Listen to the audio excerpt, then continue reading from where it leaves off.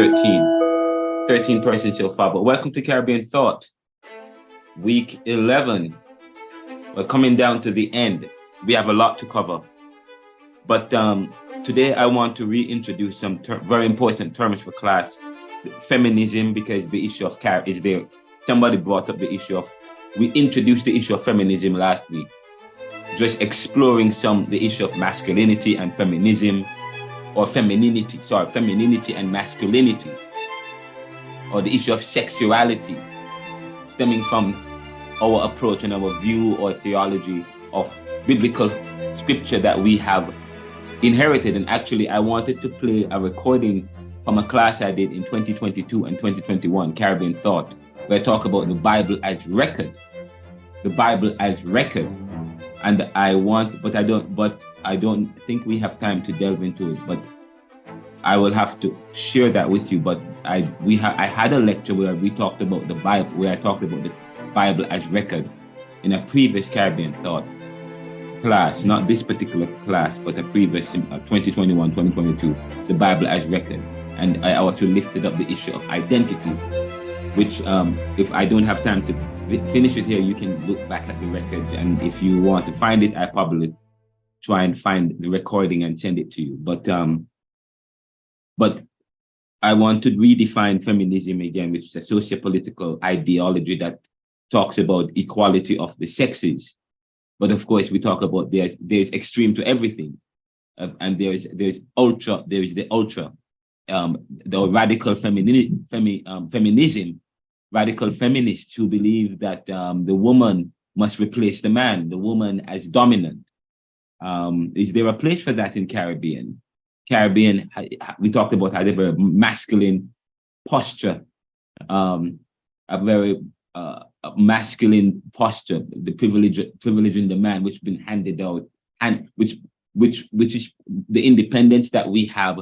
Also, we inherited some of the colonial ideologies of privileging certain things. So, for example, we continue the trope of the man being dominant, and in our theology, Caribbean theology, of course, the man is dominant. But in almost all theologies, you find the man being dominant. But in Western civilization, but there is this ultra feminist view now that believes the radical feminism that talks about mother, God, and so on. Is there a place for that in Caribbean theology? Is that what Caribbean feminism, feminists? But the issue of nationalism, we lifted up, we defined nationalism already, what nationalism is, and we use Eli Kaduri's book, Nationalism, we defined that. But I also want to look briefly at socio-political. When we talk about socio-political, because the lecture that I'm going to be talking about today, I'm going to be looking at the socio-political context. I'm going to be presenting on a socio-political overview of Jamaica, and by extension the Caribbean, but more so the Jamaica, as an extension of the West Indies. But when we talk about socio-political, what are we talking about? It's the marriage of the social and the political. Okay, social being talking about society, commonality, companion, the social and the political, civil affairs, stemming. And when we look at political, we have to start to look at Aristotle, and even before Aristotle, Plato and Socrates, because those have influenced Aristotle. And the kind of political system and the idea of politics that we have has been inherited from that from the Greek Greco-Roman ideology or system. The ideology comes from that Aristotelian view, Platonic view, and of course there is and the structure could be Roman, which has informed Western civilization. As we get into the lecture, so what is socio-political? When we talk about Caribbean thought, we talk about the socio-political context, the socio-political nature of Caribbean. I will just briefly define that as we get into the class. And when we talk about fascism, I need to define that really quickly. Fascism, which is an ideology. We're talking about Caribbean thought. talking about thought in this class. So diverse currents that has shaped us and that are affected by us, not just historically. And last week when we did the poll, over 75% of you indicated that you are impacted. So you watch or view American television. So of course there is this influence, outside influence, which continues to impact the Caribbean. But there is the issue of fascism in the world today. How does that affect Caribbean and Caribbean thinking? The rise of fascism with Russia, which is going on with Russia and Trump and China. So we want to, what's going on in the world today? We want to briefly spend some time to discuss that. But outside of that, today we want to look at the socio-political nature of the Caribbean, of Jamaica, by extension the Caribbean. We want to delve briefly into Caribbean Fanonism, and then we will end with looking at nationalism and Garveyism, which are important political ideologies or thoughts or currents in the Caribbean. So that's what we will look at. That's what the lecture will entail today. Again, we will look at, we'll provide an overview of the socio-political context of Jamaica. When we talk about what is the socio-political context of Jamaica, what is the socio-political context of Jamaica? What are we talking about? And then when we talk about, we looked at Frantz Fanon and how important a figure he is in Caribbean ideology and post-colonial ideology and Pan-Africanism. So therefore, when we talk about Caribbean Fanonism, what are we talking about? How is his ideology? How are the ideas of Fanon important to the Caribbean Fanonism? And of course, we want to look at nationalism and Garveyism. We want to end on that.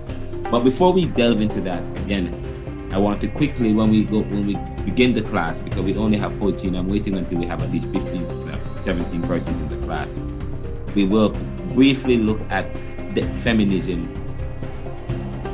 nationalism. Well, we won't look at nationalism because in the lecture today we will quickly talk about that, and then define feminism again, or quickly look at some feminists, and then go into the socio-political context of Jamaica, nationalism, Garveyism, Caribbean Fanonism. Okay, and so that's what we will delve into today. And that will end the class. No, I wanted to watch Who Shot the Sheriff. So next week, the first half of the class, we watch Who Shot the Sheriff. And then after that, I want to get into, we will probably discuss it briefly, and then I will have a discussion with you guys. I won't have a lecture per se. The last hour and a half, after we watch the film, I want to talk with you guys about where you are at in the class so far. What are you in terms of your papers and your work? I want to spend some time with you guys in the class in the last hour and a half, talking with you guys about where you are and how you are doing in terms of your papers and your research, and where you are, and any support that you guys need. We can explore that together. So we will begin in a couple of minutes. And it's now 7:27, so we will officially start in about 3 minutes, and we will wait for the other students to begin. So welcome to the class, guys. Somebody said they might, next week is Good Friday. Do we have a class on Good Friday?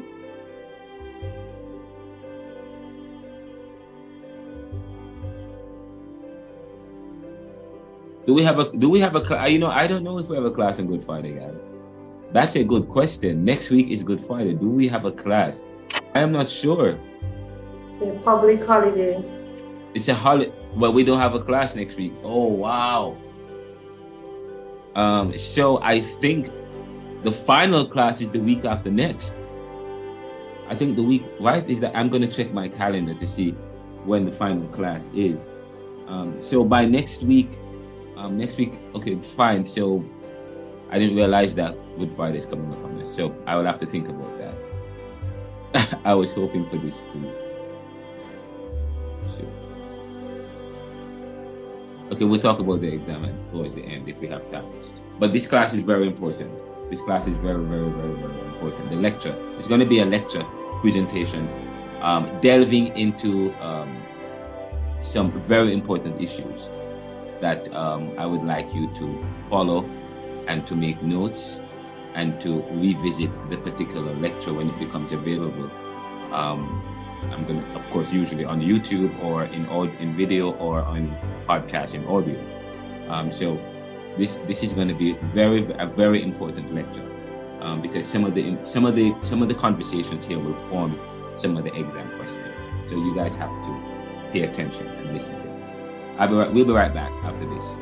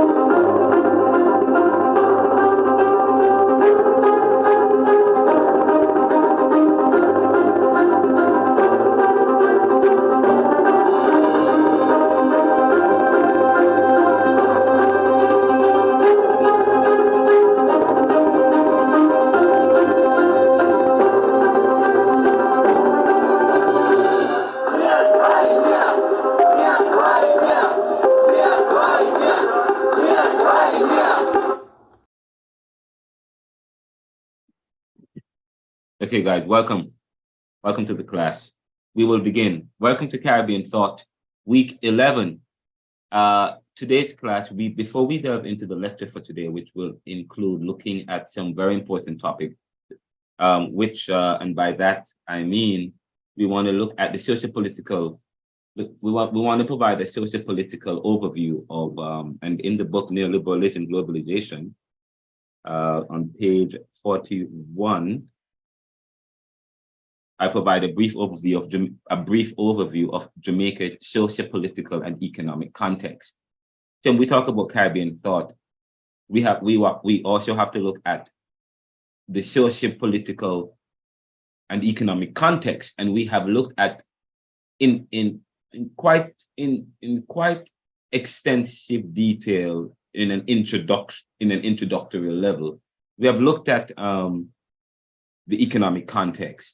And we will look at that briefly today again. But when you look at Caribbean thought, when we study Caribbean thought, it also involves looking at the socio-political context. Okay, and I want to begin by looking at from 1493, leading up to the 1960s, and we talk about from Columbus buck up to independence. But when we talk about socio-political, what are we talking about? So we want to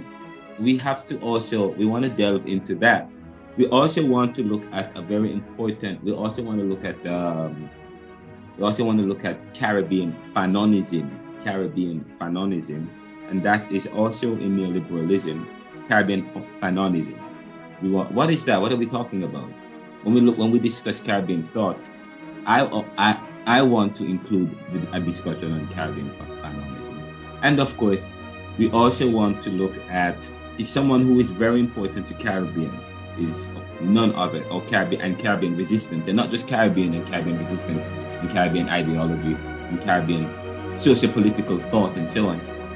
But someone who's very important is to the Pan-African movement and post-colonial movement, and to the civil rights movement here in the U.S. is none other than, of course, Marcus Garvey. And of course, in the book Neoliberalism, part 2 of the book here, which is the book is part 1 and part 2, I delve extensively into the issues of Black nationalism and Garveyism, And of course, it is entitled The Limitations of Black Nationalism and Garveyism. The Limitations of Black Nationalism and Garveyism. And just so you know, if Bustamante is very important to the union movement in the Caribbean, and in Jamaica especially. In Jamaica, Bustamante, very important figure when you think about the labor movement and the fight for workers' rights. When you talk about fight for women's rights and equality, and we're talking about people like Michael Manley, was very integral to that. Was a very integral person there. So a very integral figure in terms of the policy that he promoted.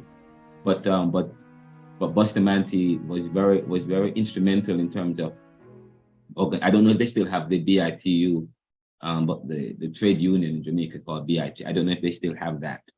And then, of course, there was also Norman Manley, who was also helped to establish the trade union movement in Jamaica, or the labor movement in Jamaica, but more so Bustamante. And it was probably a marriage between them.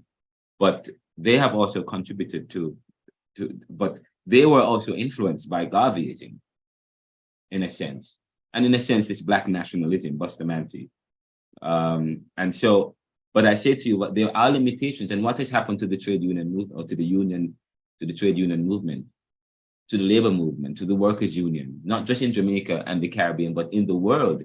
We talk about deunionization, and Professor Martin Oppenheimer, who wrote the book The State of Modern Society, and several other books.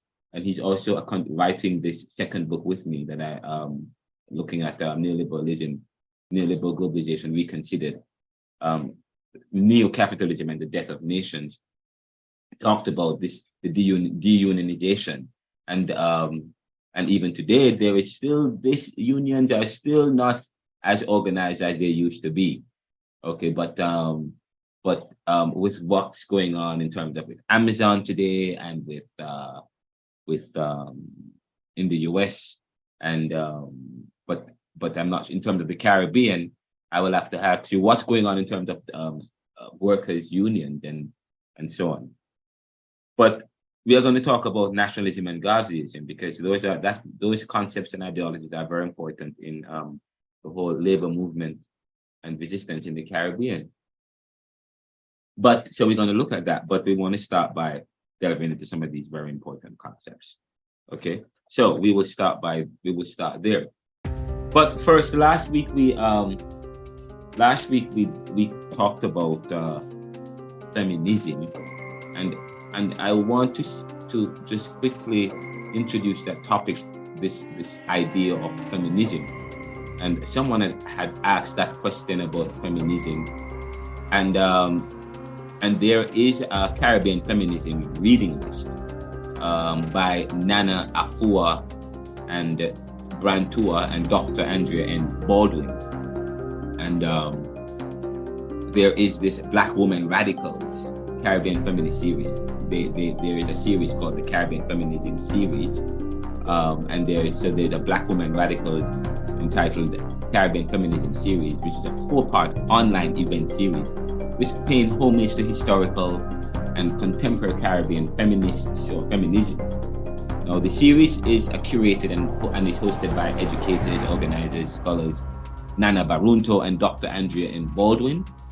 And Caribbean feminists and feminism are central and essential to national, regional, and global movements. And I'm going to say this again: Caribbean feminists and feminisms are central and essential to national, regional, and global movements, actively deconstructing the categories of race, ethnicity, and nation, and exposing their gendered character. And you can see the book Radok, written in 2007. Now, and part of this is also mobilizing for societal transformation. We talked about last week, feminism is a socio-political concept born out of Marxism, but on Marxist materialism. Usually it's on part, there's a Marxist ideology undercurrent there. But we talked about which the socio-political context which strive for the equality of all sexes. Of course, so it's against discrimination. And one of the criticisms that I have levied against some feminist movements was that they were too myopic, or too, especially in terms of in the US, when women never had universal suffrage. They couldn't vote. Both, not just black women, but white women couldn't vote as well. Okay, and black, and it was also, and it was so white women couldn't vote, black women couldn't vote, and black peoples also never had the right to vote. But in terms of the fight to attain universal suffrage, the ability to vote, their fight was still limited to and focused on securing the right for white women to attain universal suffrage. It did not go beyond dismantling discrimination. So we talk about, there was this issue of transference, and I think Professor Martin Oppenheimer and I talked about this whole issue of race, or the fight for justice and equality. And you talk about regional as against international and national, or groups. You have groups within the groups, or intergroup fight for equality. So, what is important here? So Caribbean feminism and feminism is central to this, looking at society in a very transformative way. By the way, feminism is about inclusivity. It's about inclusivity. And someone talked about, okay, the issue of inclusivity. Some people can be inclusive in one sense, but exclusive in another sense, depending on their particular predilections and proclivities. What am I talking about? Quite. What is the professor get where he's going somewhere? Yes, I am. This is very important. I am going to talk about an issue here. Say, for example, we can't be biased, we can't be pharisaical about issues.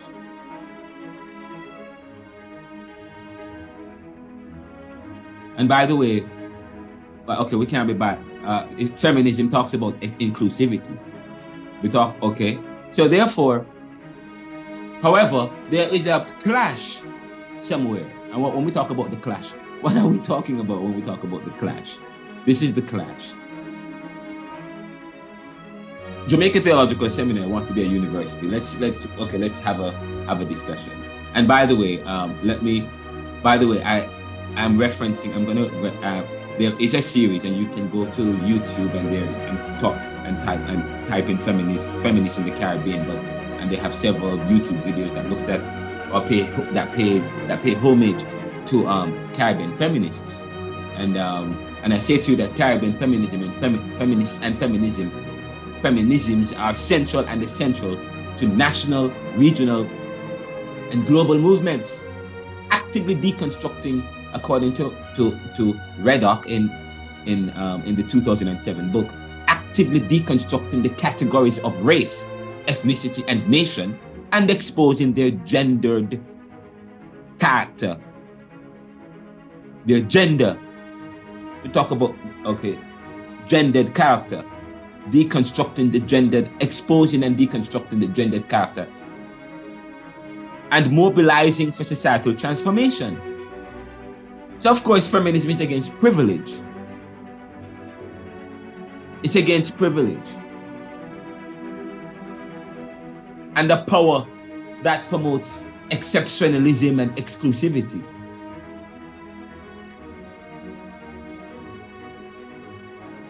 And so there is an issue of power when we talk about sexual identity.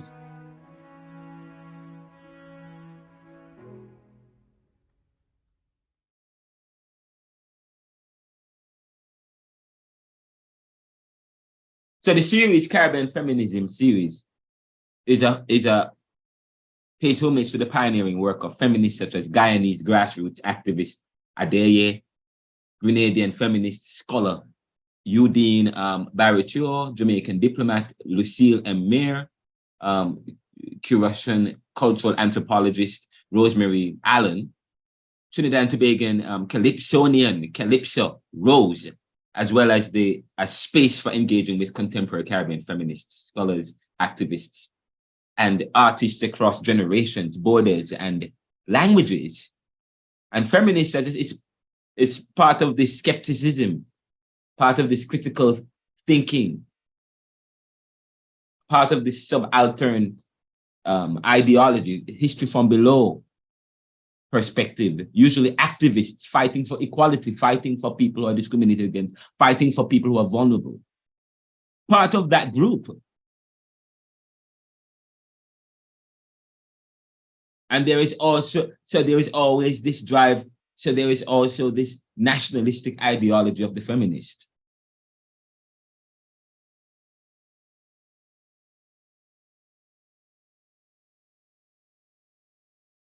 Now, just so you know, and this is very important, we talk about Caribbean feminists and this idea, and just so you know, the Caribbean feminism series, they have several series on YouTube. One of them is called the Digital Caribbean Feminisms, which looks at the usage of the internet for space and placemaking, which has been multi-generational, multi-ethnic, transnational, and pan-Caribbean.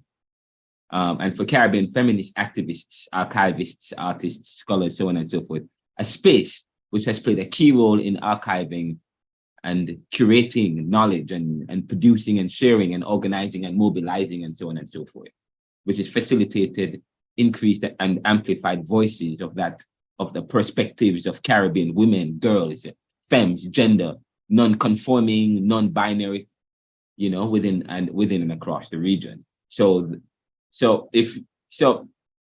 Caribbean feminism, which is a group of feminists, which is led by Nana Barunto and Dr. Andrea, provide a staple of information for people who are interested in terms of Caribbean thought and want to see how the import and people. If there is a group in the class studying Caribbean feminism, you can check that. You can go on.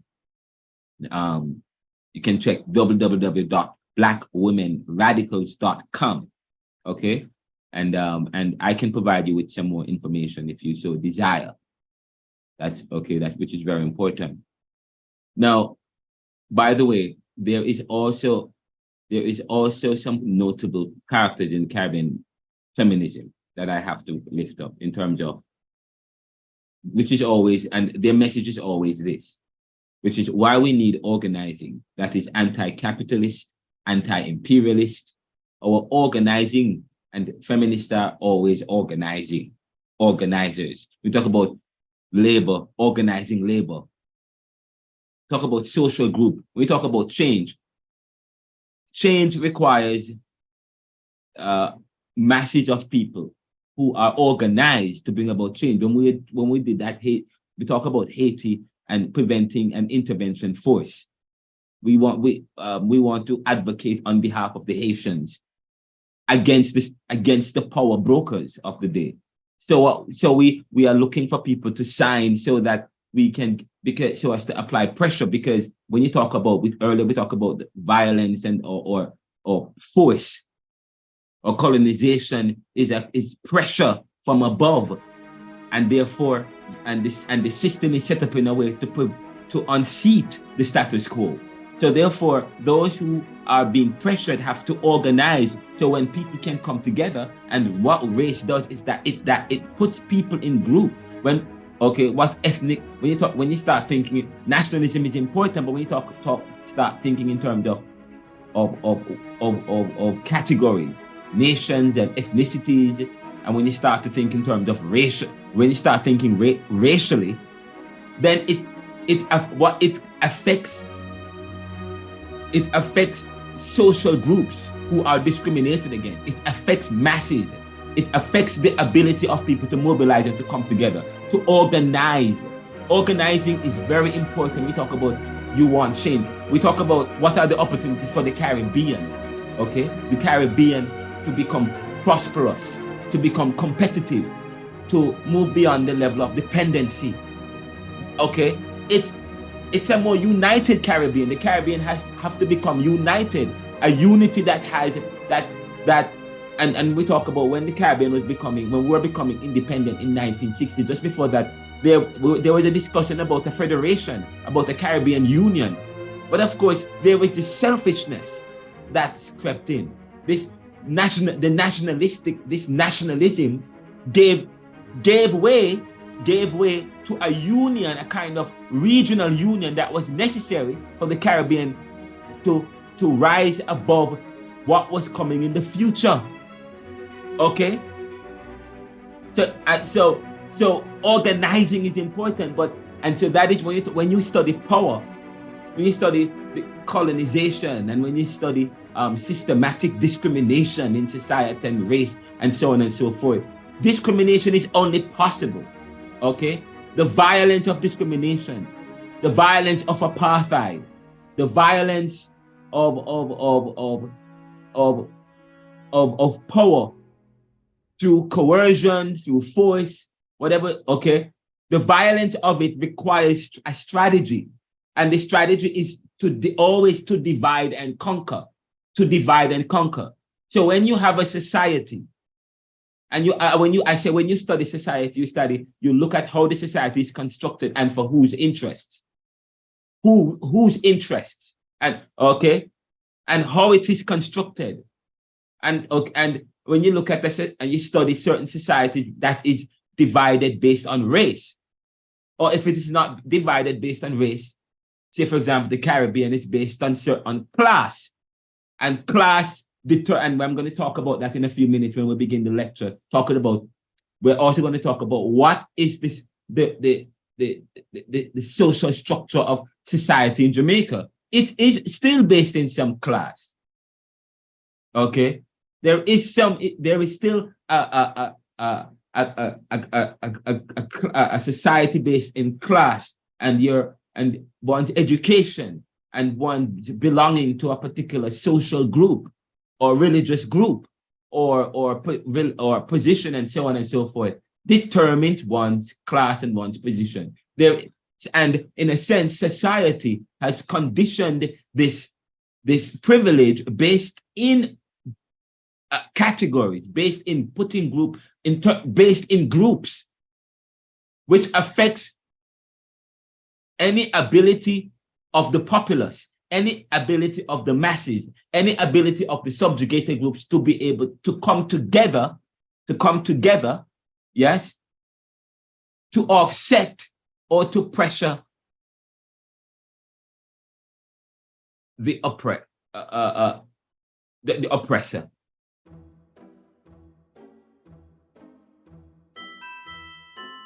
So that is important in terms of so feminists talk about talks about the issue of organizing. Why we need organizing that is anti-capitalist, anti-imperialist. Notice anti-capitalist is always anti some political, socio-political, or economic. Anti-capitalist, anti-imperialist. Our organizing must also be an anti-racist, anti-sexist, anti-homophobic, anti-transphobic, and against all forms of exploitations, subordination, and discrimination. All forms. Talk about, remember, feminism is about promotes to include the equality of the sexes, and not just the sexes, but by extension, if they talk about equality, they talk about then the equality of groups in society. And of course, the feminists would go on to say why we need organizing against the forms of exploitation, subordination, and discrimination. That the left, when we talk about the left and the right, we're talking about politically, that the left has traditionally ignored or downplayed. Our organizing must also be anti-capitalist and anti-imperialist. And that's according to Adeye, which is in 2009 on gender, race, and the class, a perspective on the contemporary Caribbean struggle. Now, it's very there's some other readings that you can look to, but there are some notable Caribbean feminists that we have. We talk about Louise Bennett Coverley on Caribbean Insights. There's also Jamaica Kincaid, Erna Broadber, and Nicole Dennis Ben. There are several Caribbean feminists that you can actually point to, and I'm going to invite you to just visit blackwomenradicals.com. I was going to reference a very important point as I delve into the lecture today, which is Jamaica Theological Seminary wants to be a university, and I always bring this up. Jamaica Theological Seminary wants to be a university, and in 2000 and I think I was on the steering committee at JTS, and one of the things I said to JTS was that if you're thinking about becoming a university, it means you're going to be attracting students from all walks of life. Okay, you have to also look at what's going on in society today. So I said you have to change your motto, you might have to make it more inclusive. So the motto is now, the JTS motto is that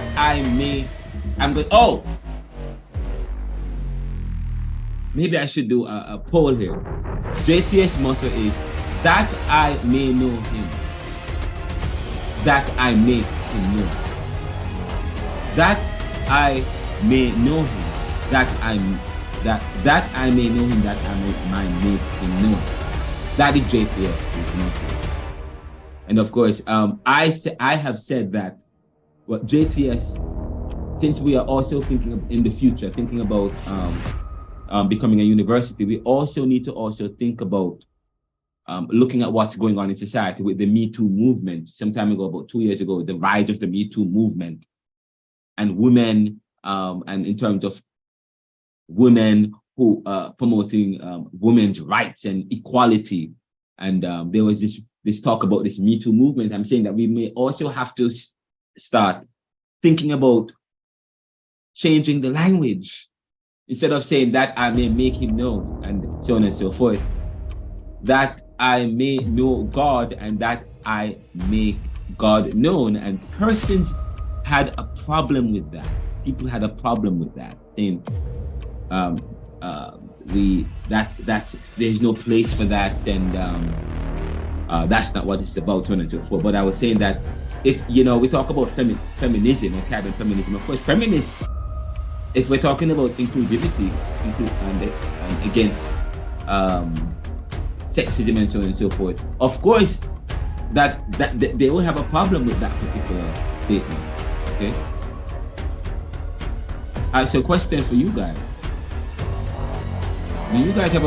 Do you think that the JTS's motto is anti-inclusive? Is it and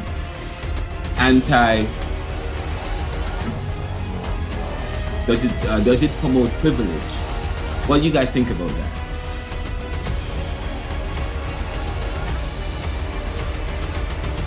By the way, there is also Blossom White, who is past Reverend Renard White.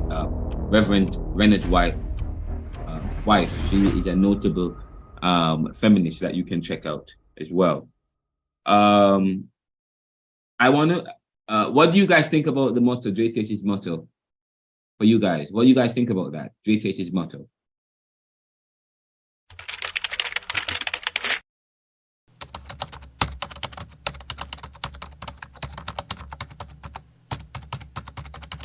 What do you guys think about that?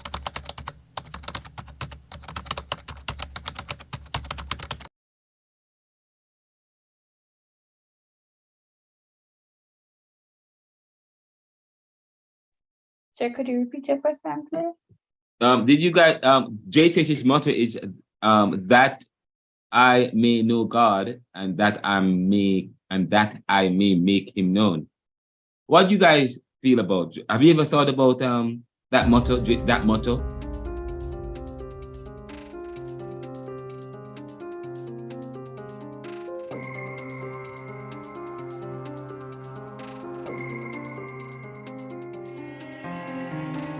Question: do you guys think that is that an anti-inclusive statement?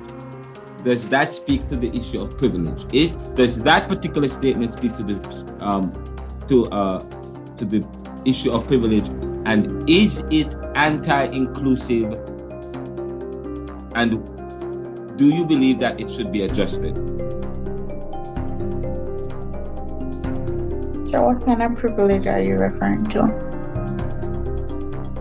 I mean, what do you think, guys, based on all what we've discussed? All right. What do you guys think? What do you think the privilege I'm talking about? Talk about what? Okay. Fine. Question then. Do you? Thank you so much. Well, let's steer the argument that way.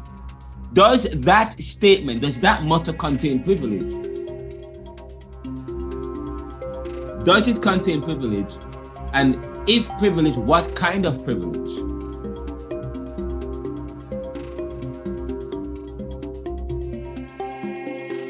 So I'm not sure about the privilege part, because I feel like every other institution and have different thing, that foundation that it's built on. And I feel like if JTS is a Christian institution, and it was first a theological institution before it opened its gate to including a lot more persons, that like now. I'm not sure if I think it should be adjusted, because I feel like everybody is entitled to having I guess a certain standards. I feel like our secular institution is built on a certain foundation, and those things will go to their foundation and say I think it should be changed. So okay, I have a poll.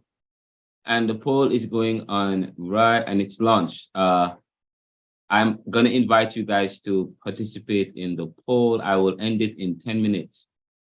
Participate in the poll, okay? Let me see if you have the poll there. Let me bring it up. Let me bring it up again. And I wanna actually share my screen. Share. Okay.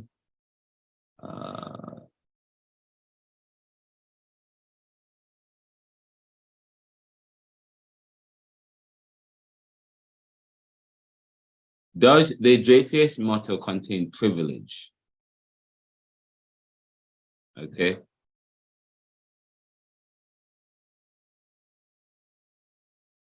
Does the JTS motto Sir, good evening, colleagues. Good evening, sir. Good evening. I'm looking for the raise hand feature and I'm not seeing it. I would like to answer the same question that I think it was Tash who just attempted, By the way, yeah, go ahead, answer. And by the way, whoever just answered, you said what kind of privilege. You're not sure if the entire privilege, but then you went on. Now, I want you to listen to your line. You're talking about Christian privilege, sir. If I may finish before you come in, please. Yes. So, yes, I have already answered the poll, and I answered yes, it does contain privilege.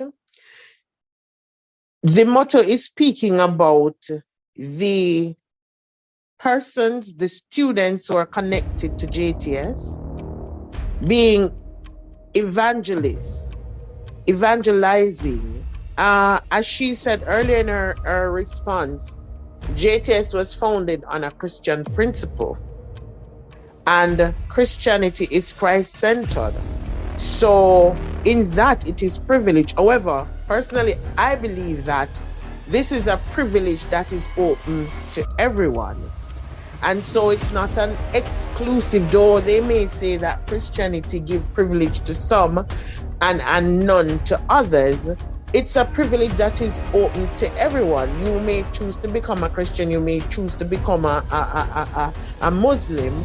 That's your right and privilege, you know, to join that movement or religion, for want of a better term in this instance. I believe that JTS wanting to become a university does not exclude them remaining a Christian-centered institution. There are other institutions, Christian universities elsewhere in the world. And so to become a university, I don't know that this is a requirement here. Why drop the founding principles of the school? I mean, it's not, look at a UE and a UTech. While UE will offer engineering courses, you find that mechanical engineers and civil engineers, they go to UTech, right? So while someone wanting to be a lawyer will go to UE, that's the privilege, that's the preference based on what is offered. So while it might be perceived as Christian privilege, it is something that's open to anyone who wants to be a Christian. And JTS has opened its door to non-Christians. I don't think it needs to, you know, change the founding principle and get rid of that I may know him and that I may make him known. And that is why look at NCU. They, in their guidance courses, in their social work courses, they offer Christian studies as well. It's a part of their structure. You have to do these courses. You choose to go there. Other institutions offer this. So that's my bit on the topic. Okay, all right. Anybody else?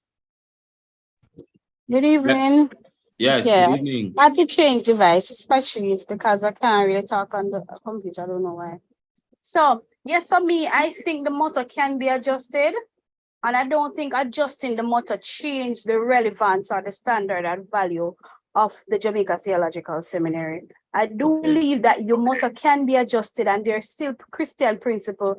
There are still courses that we have to do. For example, reading the Bible as literature is one of those prerequisite courses. We have spiritual formation. I don't think changing the motto of the institution take away the standard or the value that it brings. I don't think changing the motto or would take away from the principle or the Christian value that it was founded on. I don't think it does that. However, what I do see though, based on the fact that a lot of us know that Jamaica Theological Seminary is a seminary, right? And in most cases, what we see happen, and I heard Christine share her tidbit. In most cases, when you're thinking about revolution, when you're thinking about growth, when you're thinking about how the world is and how society is, and as things and times changes, as season changes, as we grow, as you know, all the different elements or factors that affects education and everything, I do believe with what is happening in our society that we have to also not lower our standard, not in some sense dilute, but in most cases adjust to the narrative. A lot has changed, a lot is changing, and nothing remains the same forever. And changing the name or taking out or restructuring the motto of the institution will not take away what this institution stands for. Because it's not like we're saying, oh, we're taking out the theology courses, we're taking out, say, spiritual formation, we're taking out what do you call that again? Reading the Bible as a literature. These are courses that we still have to do. And that doesn't mean that we know that on the premise that we're coming into a theological institution. We know that there are a lot of Christian principles here. we know that because most of us would have read even a fraction of the manual. Some of us would have read the documents that would have signed up. So we understand the different values that the institution have. So Great. we already know all of this. Thank you so much. And the poll, we're going to end the poll. 11 of 17, only 11 of 17. Are you guys seeing the poll? So far, 8 of 11 believe that does the JTS motto contain privilege? Yes, no, 3%.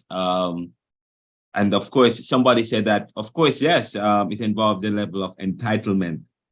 But the question is, when we talk about privilege, we're just talking about femininity or masculine posture. So let's push it a little bit further. Privilege, Christian privilege, yes, but what about the issue of inclusivity? Is that statement anti-feminist? Is it an anti-feminist statement? What do you think Caribbean feminism? How would Caribbean feminists react to a statement like this? And of course, we're talking about, we're no longer, when I said seminary, we won't be a seminary anymore, we'll be a university, okay? But so the next one is it anti-feminist? Is it to say that I may know God, that I may know him, and that I may make him known? Is it first of all, is it anti-feminist? And is it or is it anti-inclusive? Is it exceptional or not? And of course, depending on who you are and your experiences. So now I'm okay. So, I remember, you have to hurt. Part of critical thinking is, of course, fine, you have stated your position.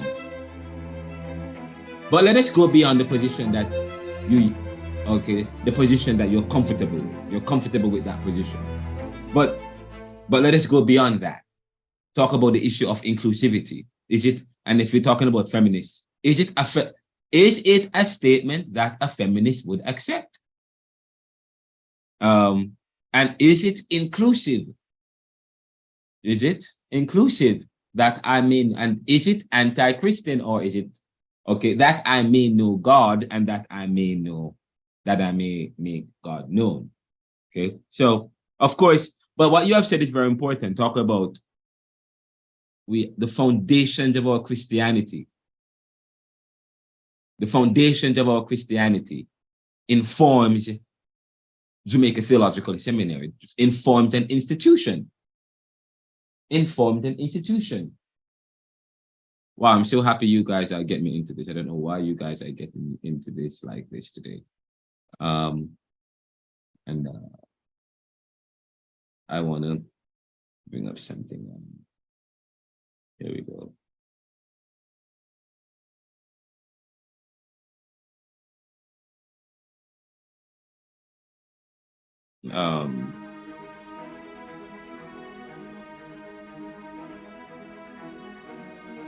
Actually,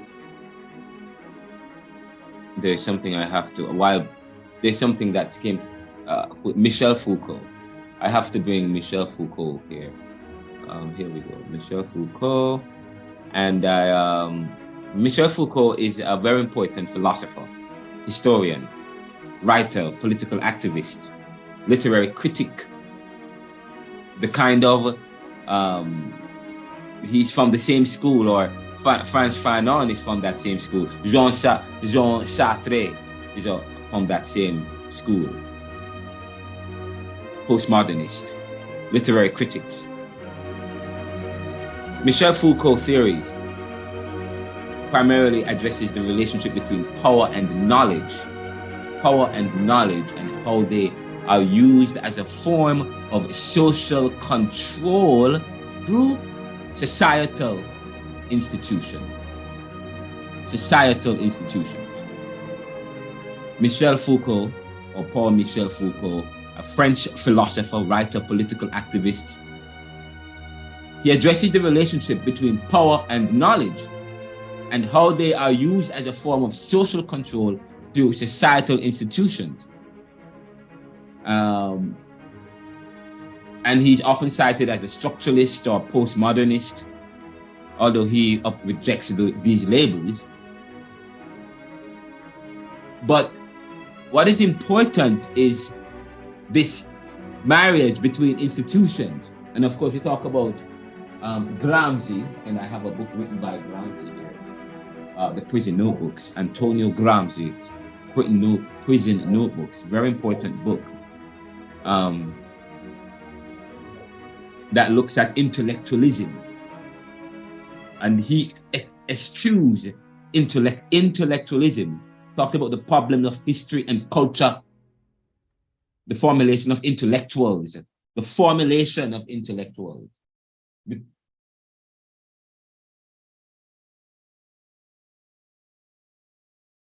Institution helps to drive certain positions. And institutions is very important in society to maintain, again, control. And of course, we said that Kant was suspicious. Kant, not Foucault now, but Kant, Immanuel Kant, was suspicious of David Hume's thermodynamic,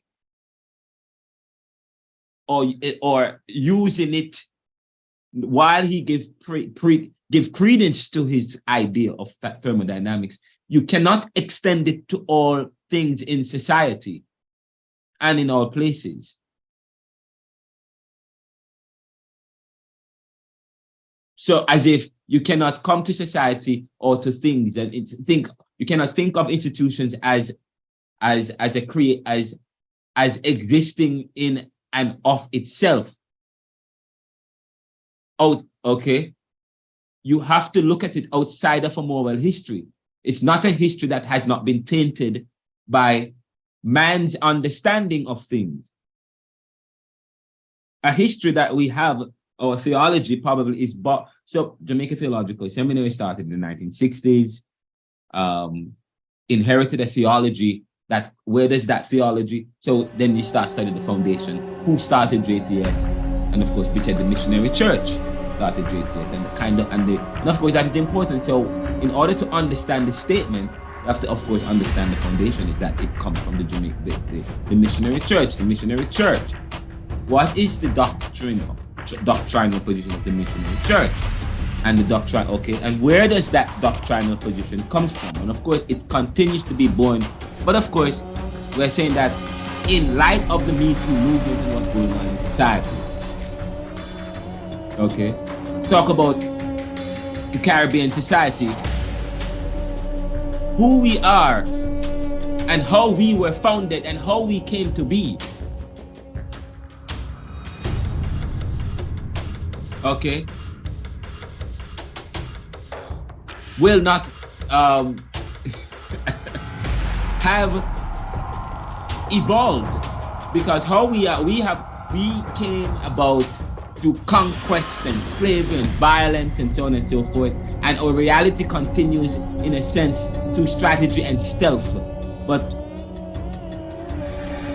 who we are and who we came to be and who we ought and who we are going and where we're going, it's constantly evolving to take, okay, our identity. But certain institutions that have we talk about the Bible as record, and I talk about we talk about institutions and how we have inherited certain ideologies. I mean, not that they are bad or good. That's not where I'm going with this, of course. Where I'm going is that we are exploring all things, and we talk about feminism. Is it a feminist statement? Of course, it is not a feminist statement. Feminists wouldn't accept this. This is not feminist. It's not a feminist statement. A feminist would not. If feminists would be not. It's not just talk about equality. When you are striving for equality and inclusivity, means abandoning the language and the institutions, and means adapting and adjusting the norms and certain things that helps to condition a particular kind of privilege that maintains exclusivity. So of course the language is anti-feminist. The language is anti-inclusive. Okay, the anti is born within a masculine posture, even if you believe that God is man. Okay, and of course there are some churches that believe otherwise today. They okay, of course, so for example, the Anglican Church and some Protestant churches and the United Church and so on in the Caribbean, they are now taking on an inclusive and a kind of some more inclusive kind of understanding of the divine. Of course, you talk about the Jamaica Theological Seminary as against Northern Caribbean University, as against UTCWI. Then you start to when you start to study Caribbean theology and you just look at Jamaica and the theological institutions in Jamaica, each denomination, okay, UTC of course would not have that because would not have that because they are bent in a particular way. They are okay in a sense. The UTCWI in a sense have a kind of socio-political and activist nationalist kind of an influence, especially with the proximity with UN and so on and so forth. This academic, they're bent in a very academic way, an academic bent, which is a little bit different from if you go to which is and the NCW is also kind of bent that way in a sense, because UTC trains United Church pastors, but of course United Church is partially owns Northern Caribbean University, and some pastors used to go to UTC, but now you can go to Northern Caribbean University. But when you and of course the United Church in Jamaica and the Cayman Islands is in Jamaica and the Cayman Islands. A lot of Jamaica churches are spread throughout the Caribbean. Okay, and of course Christian theology is part of the dominant religion within the Caribbean, and of course there's no really separation between state and church. Religion plays a very important role in the Caribbean. Of course, they still have devotions in Jamaica and in many places in the Caribbean. You still, just before school, you have devotion. You have devotion or religious reflections or whatever it's called. But of course, I said to you, it's anti-feminist. It's not inclusive, in a sense. Of course, there are those. I mean, you can adjust the statement. You can still promote God. You can still. I mean, does it affect your Christianity if the statement was inclusive? That I mean, make God or make God known. Does it? I mean, does it affect? That is for a discussion for another day. But I don't want to delve on this particular issue and looking at feminism and so on. But of course, the ultra feminist would say otherwise. You just see God as just mother, probably. All right, so let's move from this idea of feminism, and let's go into looking at socio-political and fascism. I'm going to revisit this topic of feminism, and of course, Jamaica Theological Seminary is an evangelical school. Okay. And of course, earlier we talk about, when you think about early writings, it was written, the Bible, by the time oral tradition was met with written, what was happening? Man was already establishing themselves. And of course, already writing scriptures and writing within a very male chauvinist way. Yes? Within and so what we have in scripture, but some people think it's a scripture tainted by man who has privileged himself and see God as man, and so on and so forth. Okay. And there are those who think, and of course there are those who think otherwise. But I am just sharing that with you. Now let's go beyond that. Let's now look at the issue of socio-political. Talking about the socio-political view of anything. And the issue of nationalism. When we talk about nationalism, by the way, I need to raise an issue about, if I can find that here.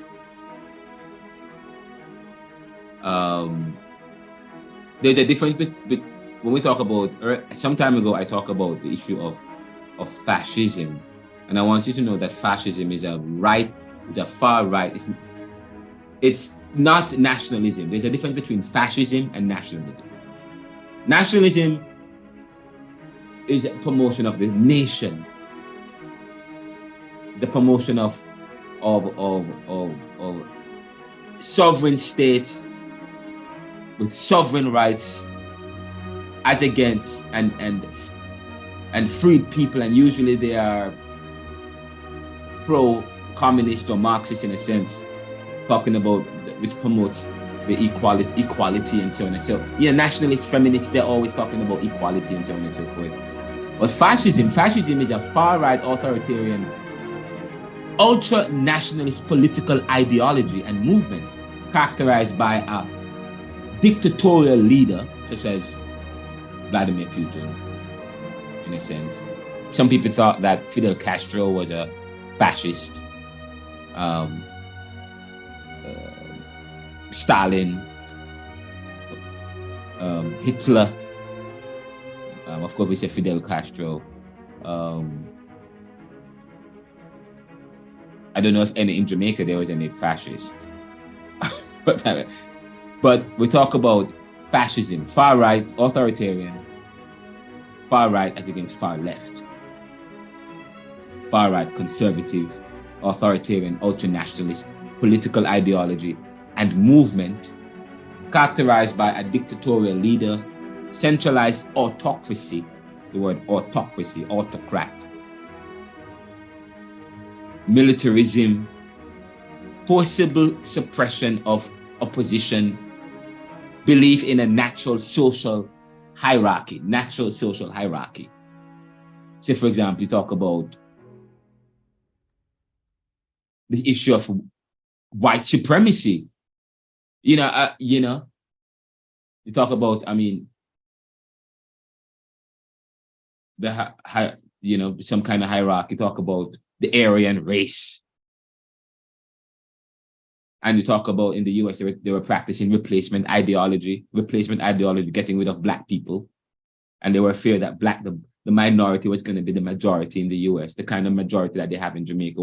What people were afraid. I used to work at a research company here in the US when I just came here at Schulman, Ronca, and Bucolvalis Inc. And we were doing research. And one of the research we did was looking at whether or not Americans had fears. Some Americans had fears that by 2020 to 2025, the majority will be part of the minority will be part of the majority. We're talking about racially, demographically, in terms of racial makeup, okay? Of course, the racial makeup of the US is predominantly white. What's the racial makeup of Jamaica? Predominantly black. In Trinidad and Tobago, there's a mix between Indians and so on and so forth. A small Jewish, a small white race in Jamaica, very few, probably less than 1%. In the US, the dominant race, and most European and Scandinavian countries, and the wealthier countries, the dominant race is white. In the wealthier countries, European, the former masters, the predominant race is white. Okay. But the poorer countries and the countries that's more corrupt and so on, the predominant race is black. Of course, there were fears in the US that the US was going to become, the dominant race was going to be colored people. In other words, white people will become part of the minority between 2020 and 2025. It was that fear that many politicians were using, such as Donald Trump. And people think that Trumpism is a new kind of fascism. Okay, appealing to this ideology, to the white supremacy, to this ideology that the white race is no longer going to be part of the dominant race. So the question is, what will America look like? And so, will it look like a third world country? Sorry, we don't use that language. Will it look like a global south country? Will it look like a country that is predominant, where racially it is the dominant is colored or black people? Will it look like a per se Jamaica? Yeah, will it look like a global south country? and not just look like? Will the realities be like those countries? So were those were the fears, okay? And who will be? And in terms of and then of course you start am I willing to give up my privilege? What privilege are we talking about? Is it class privilege? Is it racial privilege? Depending on what, okay.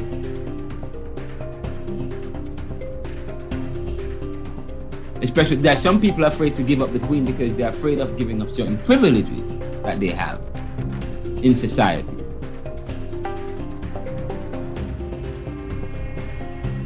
So when we talk about fascism, it is a belief in a natural social hierarchy, subordination of individual interests for the perceived good of the nation and race, and strong regimentation of society and the economy. And that's what fascism speaks. The issue of fascism speaks to that. And it uses language of nationalism, but in a sense, fascism is an extreme and ultra nationalist political ideology and movement, an ultra nationalist political ideology and movement. Again, characterized by a dictatorial leader, centralized autocracy, military, and so on and so forth. That is different, okay, from the nationalism that we are talking about and that we have spent some time to look at. Nationalism does not promote any race over any other race. And that is important when we talk about when we delineate between the two. And so when we talk about when you start to study societies, of course you want to look at is it a fascist society? What kind of society is it? Now the next thing is the issue of socio-political. When we talk about socio-political, what are we talking about? When we talk about socio-political, what are we talking about? And this is very important. And when we talk about socio-political, it's a marriage of two words. It's a marriage of social, of course, and political. And of course, we talk about koinonia. The word koinonia is a Greek word that speaks to commonality, communion. Talk about social, we're talking about commonality. That was always the word social. And I think in about 1880, something in the 1880s, it became associated with a more social science kind of within the social science, companion, ally, associate, fellow, so on and so forth. When you talk about social, talk about companion, talk about social, talk about ally, talk about social, talk about associate, or talking about a fellow. That was always the understanding of social. And of course, it became an issue of, it became part of sociology. It became the realm of sociology, studying societies, in society, studying cultures, the way of life of people. Now we say that life is about people and how people relate. Life is about people and how people relate. Okay, and that and how you relate. Life is about people and how you relate, and that is a part of studying society. That's a part of the socio-political.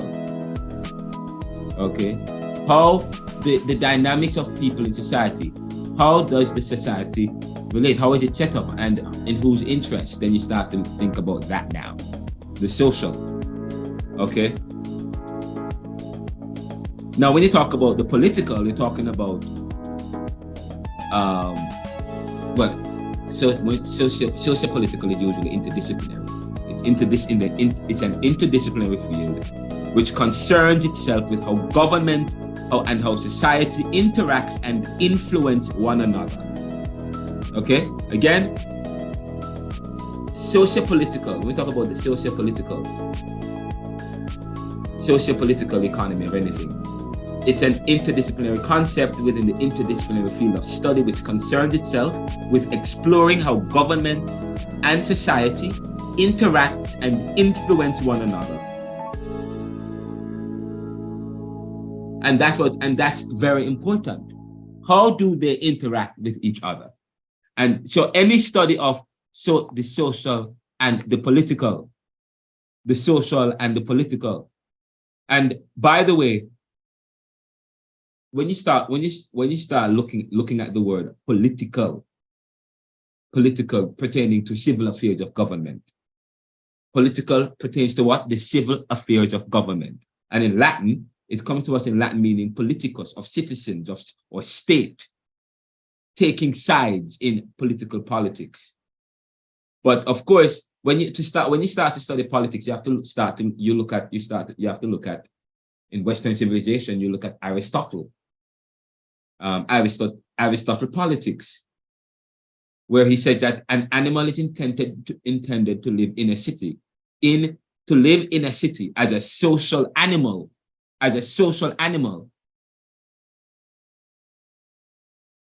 But of course, the kind of social animal that human beings are is that we are an intelligent social animal. We're intelligent beings. And if you look at, of course, before Aristotle, there was Plato. And if you read Plato's Republic, and of course, before Plato, you have Socrates. And Plato talks about, looks at the perfect society, looks at the Plato's Republic, looks at a society that is organized in terms of, in a sense, in a kind of divided and hierarchical way, but people based in their own positions, based on their skills, their talents, determined by a certain value. And in a sense, Plato moved from the understanding of the warrior king to know the philosopher as king. And then later we talk about to the savior, talk about the hero savior in Christianity. Each of those tropes plays a very important role. When you think about tropes, you think about tropes, you think about themes or images that latches on, or themes or ideas that latches on to general theologies or theories or philosophies in life. So we're talking about the post-socio-political. Talk about, okay, we are social beings. Yes, life is about people and how people relate. We talk about that. Life is about people and how people relate. But I have said that this meaning of social involves companion, ally, associate, fellow. We exist, we're social animals.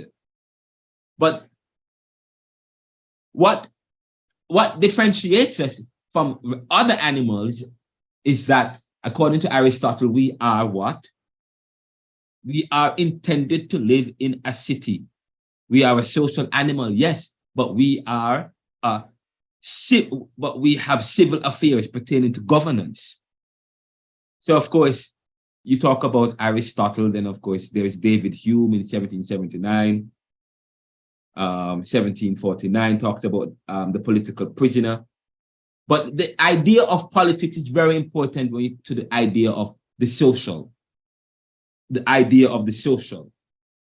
So in as much as we are social, we are also political in terms of how we are organized in a civilized way through a governance, through a system of governance. But of course, a system of governance that also is tainted by certain privilege, depending on whatever ideology of the day that has win the conversation, okay? Whether through force or through a history that creates a system that maintains the status quo. That's a very important point. But moving right along, okay, it's the socio-political. The socio-political. So now that we have established that, the socio-political, I want to go and quickly look at a very important issue here in this lecture as we think about Caribbean thought and where we're going with it. I want us to trace and Caribbean thought, its concepts and meanings and language. Some time ago, there was, let me share my screen because I'm looking at tracing Caribbean thought. And I'm going to bring my screen to a quickly so you can see what I am doing.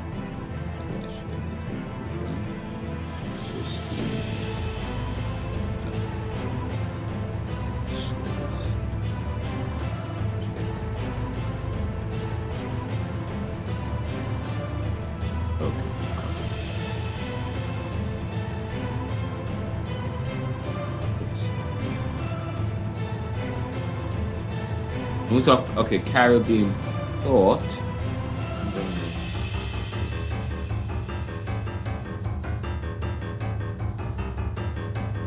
Good.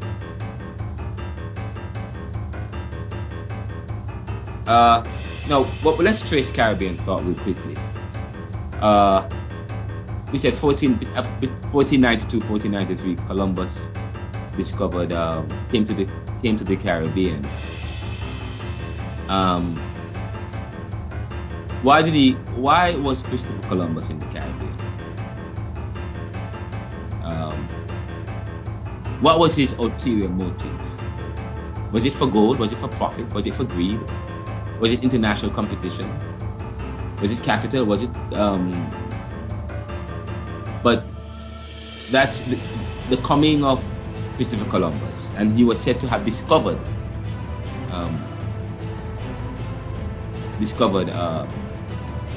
the Caribbean or Jamaica, parts of the Caribbean or Jamaica.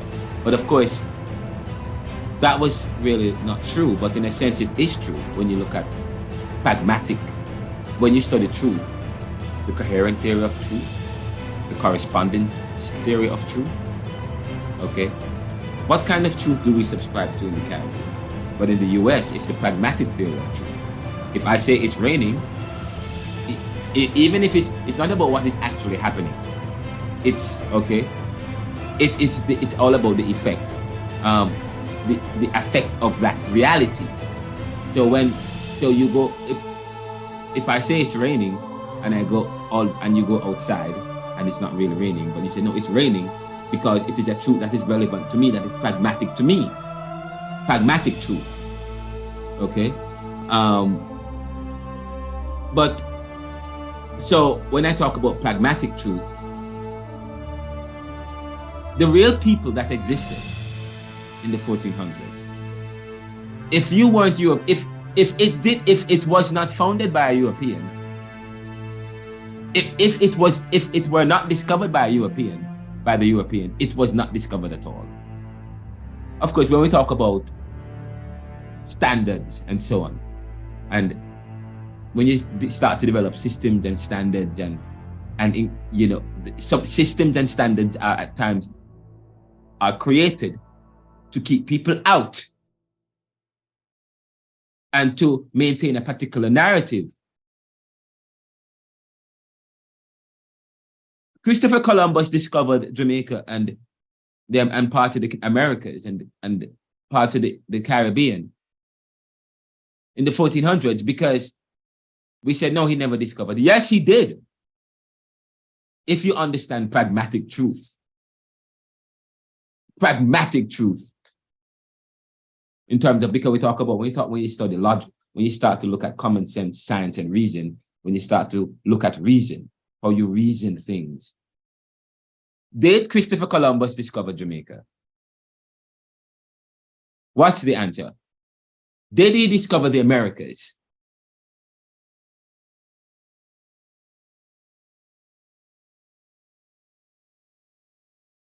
And many of you, I'm not sure what many of you, okay, fine, I'm going to ask a question. let's do a poll.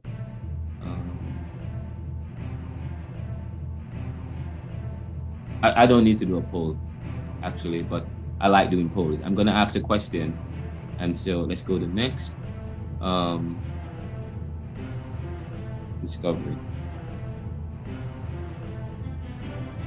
by Columbus.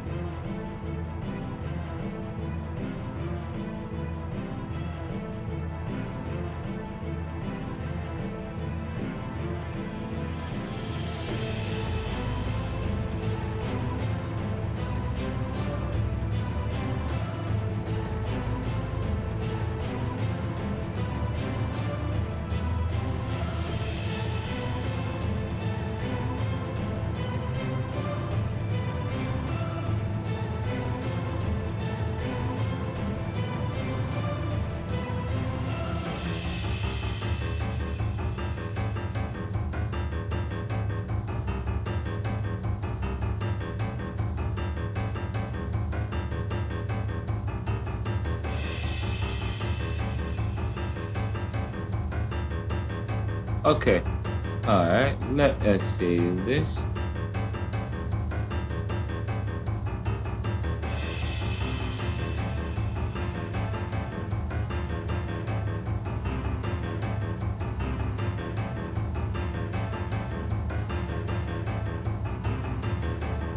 Okay, I have a question for you guys. Oh, I am ending this poll, and I'm doing the next, I am launching another poll. The poll is, by the way, the question, discovered by Columbus. Columbus discovered Jamaica in 1492. Yes or no? Columbus discovered Jamaica and the Americas in 1492. Yes or no? Okay, what time is it? It is 8:47. It's about to be 9 o'clock. We are going to take a break, and then we're going to discuss. I said, remember, there is pragmatic truth. Let me not say anymore. We're going to take a quick break. Of course, you answered the question, but I'm going to ask you why. To be prepared to answer, to respond. I need some new people to respond. I want to know why you answered the way you did. Okay? Why you answered the way you did? Okay? So so far only 5 persons have answered. Okay, so please answer the question. Columbus discovered Jamaica in 1492, yes or no? So, and of course we're saying that what was his motive? What was the motive? He said he went to spread Christianity. He went to spread Christianity. Okay. Columbus went to spread Christianity.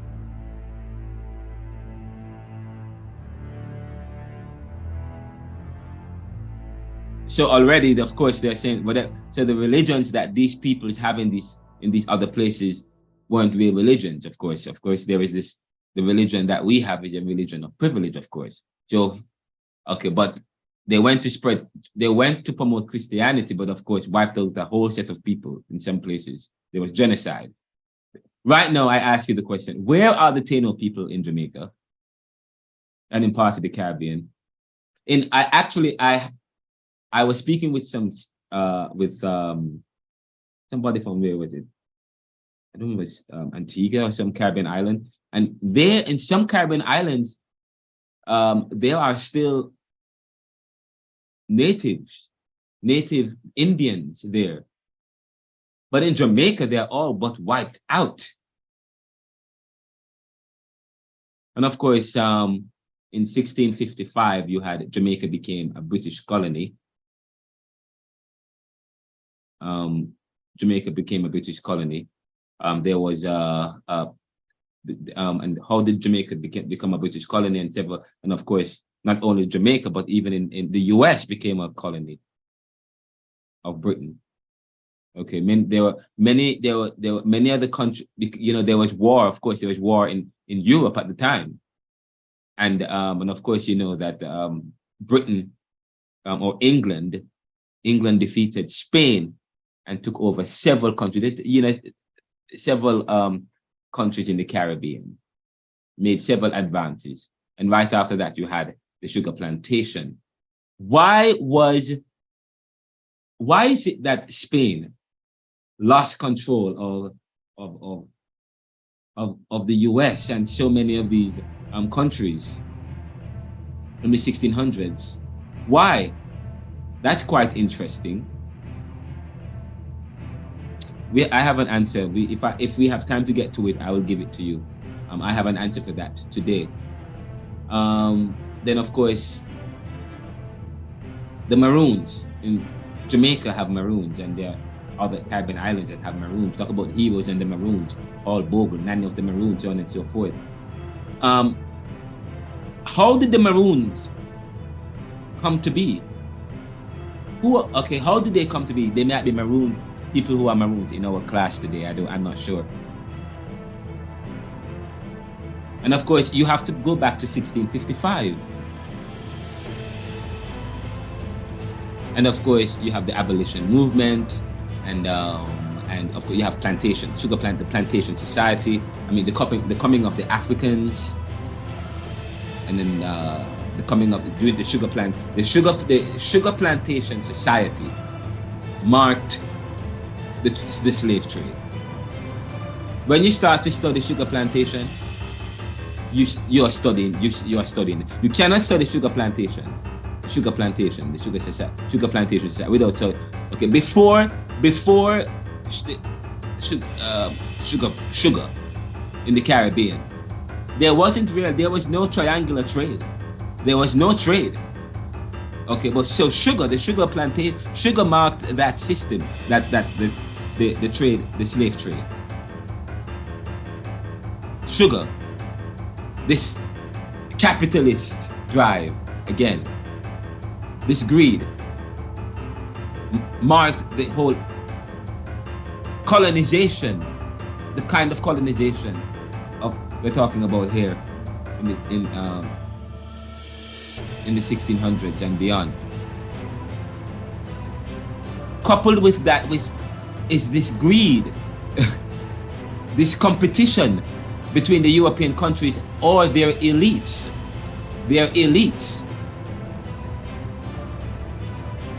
And there is global elitism and there is a nationalist elitism. There is, especially in this 21st century, of where we have globalization and where countries are connected now. Elites are now connected. So instead of you have a national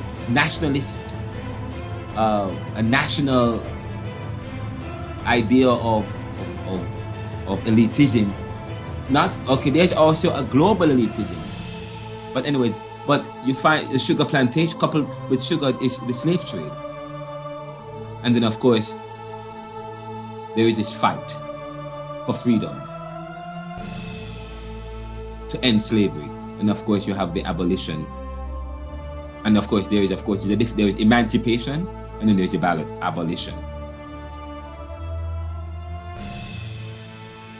Emancipation, because slavery was emancipated. Slavery was abolished, but it wasn't until 30 or 25 years later that the Emancipation Proclamation actually arrived in the Caribbean. After slavery was abolished in 1833, it wasn't until 1865 that we got the Emancipation Proclamation. Why did it take so long? Well, thank God for social media today. If I had social media, of course, that wouldn't have. But why did it? But it's 25 years. Why? You start thinking, okay, because many of these, it was kept from many of these countries in the Caribbean because they were not ready. They have to be ready. So okay, after the emancipation, it took them 25 years to establish a system where they could start what is known as the servitude, and the indentured labor from China and India. That's how you get okay. Because they knew what was going to happen. As soon as you got independence, the slaves were going to leave the plantation. That's exactly what happened. They left. And many of them were unwilling to come back to work for wages. In the Caribbean, they went, okay, in the US, it was a little bit different in some cases. And many of them went back to work for pittance. In the Caribbean, many of them didn't go back. They went and had, because of, the agriculture and so on and so forth, because of the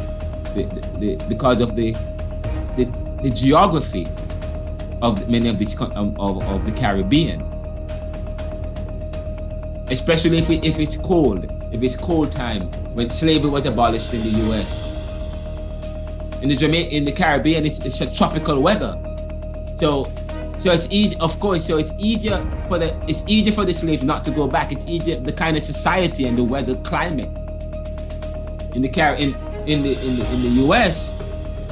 Slavery was abolished, okay, long after the Caribbean, but of course it's because the U.S. got independent from Britain in 1776, following the war in 1775 from Britain, okay. So of course the Emancipation Proclamation didn't extend to them, to the U.S., to us here in the U.S., okay, but and so there was slavery in the U.S. long after the Caribbean. And some Caribbean people could come to the U.S. as freed slaves.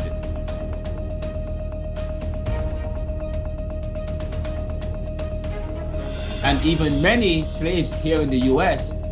fled. One of the places that they went to was in the Caribbean. So there were slaves today that live in Jamaica that are not originally from Africa. Some of them come from the U.S. Well, okay, many of them fled the U.S. and ended up in Jamaica and the Caribbean. What about, okay, when we think about Caribbean slaves, we always think about many of them coming, blacks, many of them coming. What about, please remember, many of the slaves here in the U.S. wanted freedom. And so many of them, some of them, they were just African for Africa. Many of them wanted to go back to Africa, but some people also ended up in the Caribbean as well. And today you find a lot of Jamaicans live in Ghana. I discovered Caribbean people live in Ghana, Ethiopia, and so on, stemming from what happened in the 1920s, 30s, and so on, and even from the late 1800s. Okay, but the Emancipation Proclamation took 25 years or so to come to the Caribbean.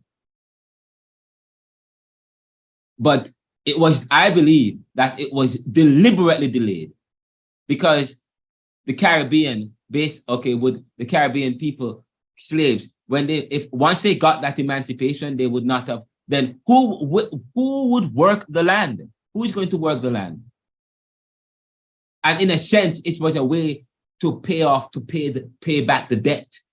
When they got it's quite interesting. When they got independence, when slavery was abolished in the Caribbean and the slaves left the plantation, the question is, okay, the plantocrats, the owners of the plantations in the Caribbean, they didn't live in the Caribbean. They lived in England, okay, or in Europe, or in France, okay. And just saying, if you go to Saint Lucia, they were first occupied by the French, and then later by the British. So that's why the patois that they speak is kind of broken French. Okay, and many of the old people in St. Lucia today, I went to St. Lucia some time ago, and they speak French, broken French in a sense. They kind of patois that is French like. Okay, but the official language is in a sense English, because the English invaded and defeated the French. Just so you know. So this is important. We talk about Haiti. Haiti became the first colony that got independence. Black colony, black country in the Caribbean that got independence. from the Europeans. But their independence or freedom was not recognized because, it was not recognized because it would have sent a message to black people and to other peoples and so on and so forth. And so they turned around, and so they were forced to pay 94 billion, 24 billion, whatever the number was. They were forced to pay billions of dollars in order for their independence or their freedoms to be recognized, and also as a way to repay back monies that the plantocrats, the owners, the slave owners and landowners in Haiti, it was also a way to pay back a debt from the loss of the land. The owners of this land, many of the owners of the land, the people who own the land in Haiti, they lost the land. And so they filed a claim against the crown. And the crown and France said, okay, we'll give you back your money. At the time, it wasn't the crown, I think. Okay, we'll give you back the money. We'll give you back your money. Okay? But, so they gave them back their money, but who paid the debt? Haiti. Who covered, okay, so the crown or the French government, they paid back the owners and so on. But Haiti paid the French. So what happened in the Caribbean is, in a sense exactly what happened in the Caribbean. It's where you find that in 1833, when we got the Emancipation, they said, well, the owners in England said, we are going to lose land. Okay, sorry, they never lost land. They never lost land. In Haiti they did. In Jamaica they did not lose land. Okay, they did not lose land. What happened to all the land? They didn't lose land. The slaves left the plantation. That's what would have happened. They would have left the plantation. Who's going to pay me back for my loss? So they deliberately delayed the document. I mean, the emancipation. It was delayed for 25 years. They didn't get it till 1865. So two things happened. One, the slaves continued to work. They were freed, but they worked for 25 years after they were freed. Did the slaves in the Caribbean get back that 25 years of hard labor that they did? We talk about reparation. When we think about reparation, we think about slavery in general. But even when they became free in 1833, when they left, I mean, they were freed they were free in 1833. So in a sense, the slaves could have filed a grievance or a claim, but against the government of Jamaica or the Caribbean at the time, when they got independence, because for 25 years they were there working when they were already freed people. So they could have filed a claim, but I believe that even up to today, they could have filed a claim for that. But okay, they could claim they were free in 8, but they continued to work because there was nobody to. So they were freed men, but they weren't compensated. The slaves weren't compensated. No one is talking about that. In 1833, the slaves in the Caribbean, in the British Caribbean, were free, but they continued to work until 1865. So, okay, even if we don't believe in reparation, the slaves were working for 25 years as free people without pittance, without compensation. Were they ever compensated? No, they were never compensated, even up to this day.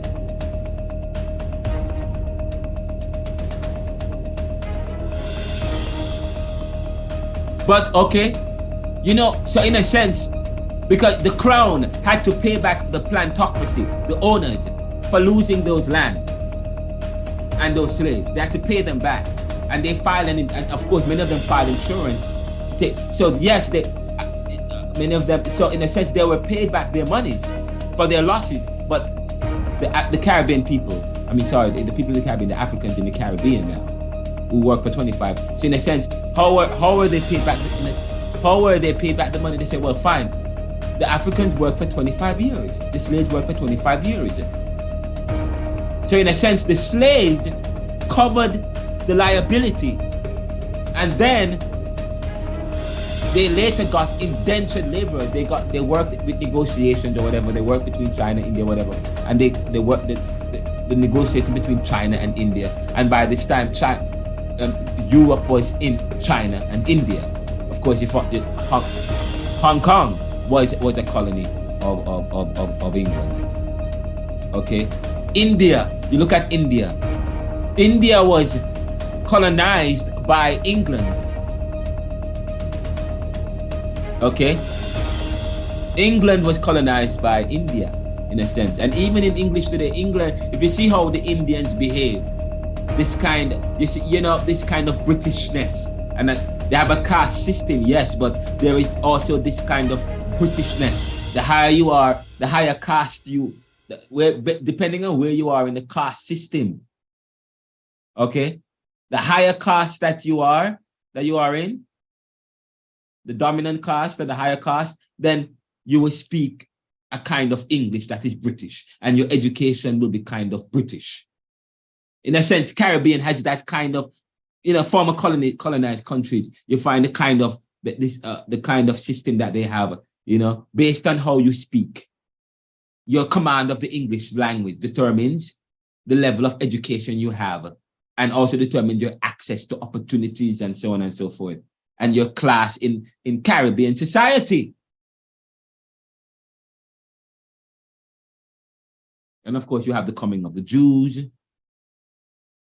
In the Caribbean, you had the coming of the the coming of the Jews, black work for, and then of course black work for wages, war, and then later on you have war and anti-imperialism, Marxism in the 1940s, nationalism, national ideology, 1940s to 1955. Of course, you know that Frantz Fanon wrote the book Wretched of the Earth in 1961, 1959. He was traveling to Algeria or Libya, so to speak. And then by 1960s, you have independence and short-term prosperity, which is that Jamaica was one of Jamaica's growth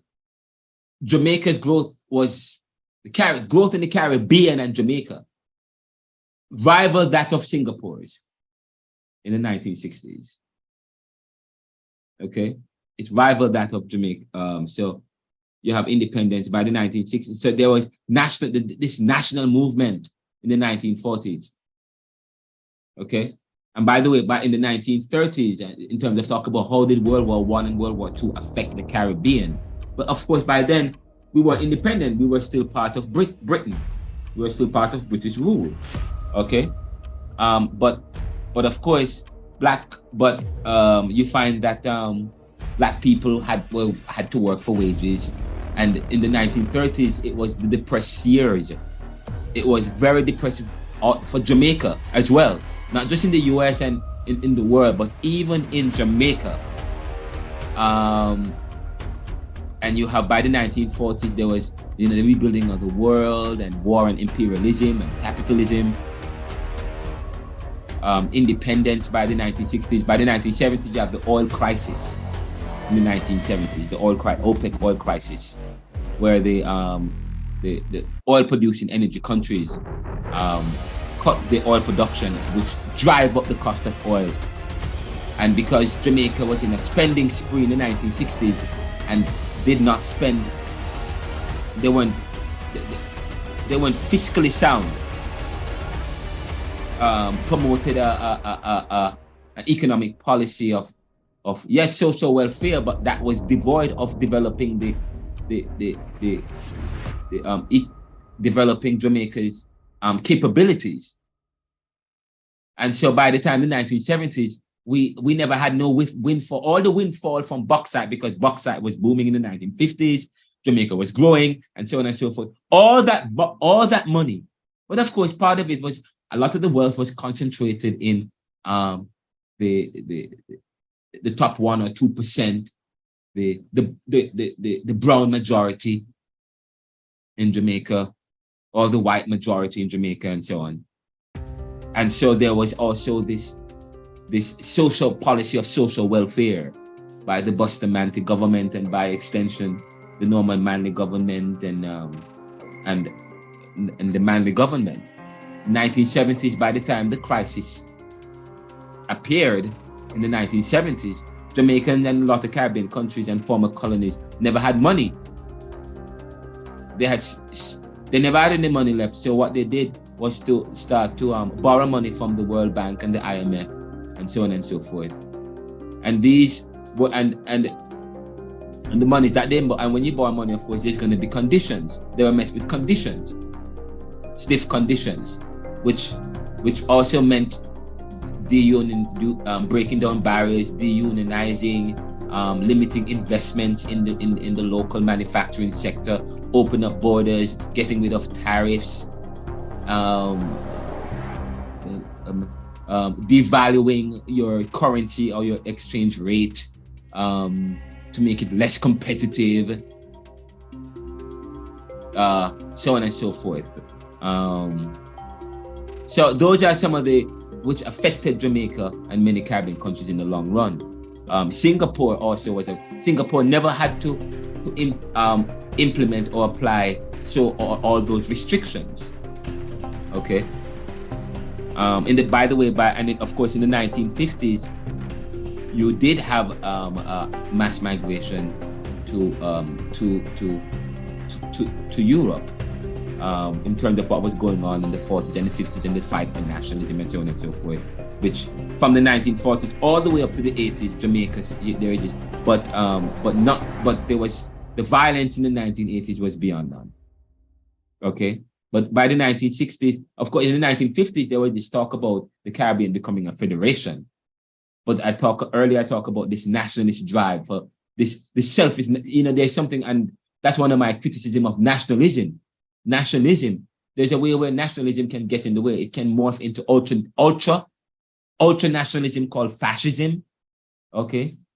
Or a kind of selfishness, okay, which affects regionalism. That is needed, okay, by small countries coming out of colonization, that needed in order to compete in the world, okay? Little did we know that the 70s was going to happen. So, Jamaica and the Caribbean needed a union, a strong union, but instead the selfish desires many Caribbean countries blame Jamaica. Jamaica is one of the countries that pulled out of the federation because many of the Caribbean countries could not agree as to, in terms of how to share power, how to coexist, where would the capital be, so on and so forth. So in the 1950s, the talk broke down, and many people, blame Jamaica, many Caribbean islands today, Trinidad and blame, and of course Trinidad also. There was also some people blame Trinidad, but many people blame Jamaica and some of the many the talks fell down. The talks about this Caribbean, and so by the 1960s, you find countries were getting independence.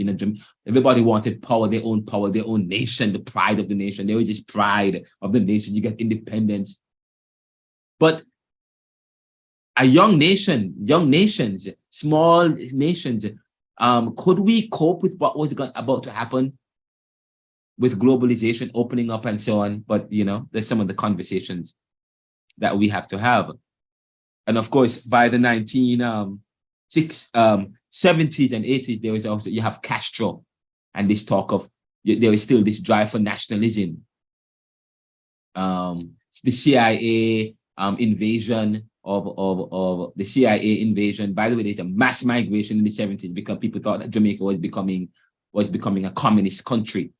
Okay, and everybody remember what happened with Stalin and Lenin and in the 1940s, and 1920s and 30s and so on. Everybody thought 1940s. Everybody thought Jamaica was going to become a socialist country. So there was in the 1970s there was a migration. People thought that Michael Manley was turning the country into a socialist country. Okay, and many of the wealthy people left Jamaica as well. A lot of the wealth left in the 1970s too. That also affected Jamaica. A lot of the wealthy and business people left. In the 1980s, you have the Grenada, the Revolutionary Army, and the demise of Bishop, and of course Castro in Cuba. Those people were very important when you talk about Caribbean figures. And of course, in the 1970s to 2019, in the 1970s, there was also this drive for remittances. And when we talk about Caribbean countries, the countries overseas depend heavily on remittances. When you talk about one of the main earners of foreign exchange in the Caribbean is remittances. Talk about tourism and remittances. Remittances is very important. So especially so when I say what's happening economically in the US and in many of these first world countries is very important in terms of what it's very important to Jamaica and many Caribbean islands, many Caribbean countries, because the issue of remittance is very important.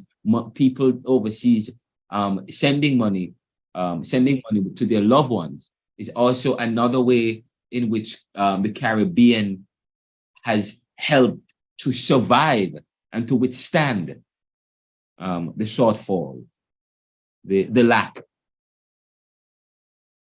the challenges of this economic lack and economic challenges.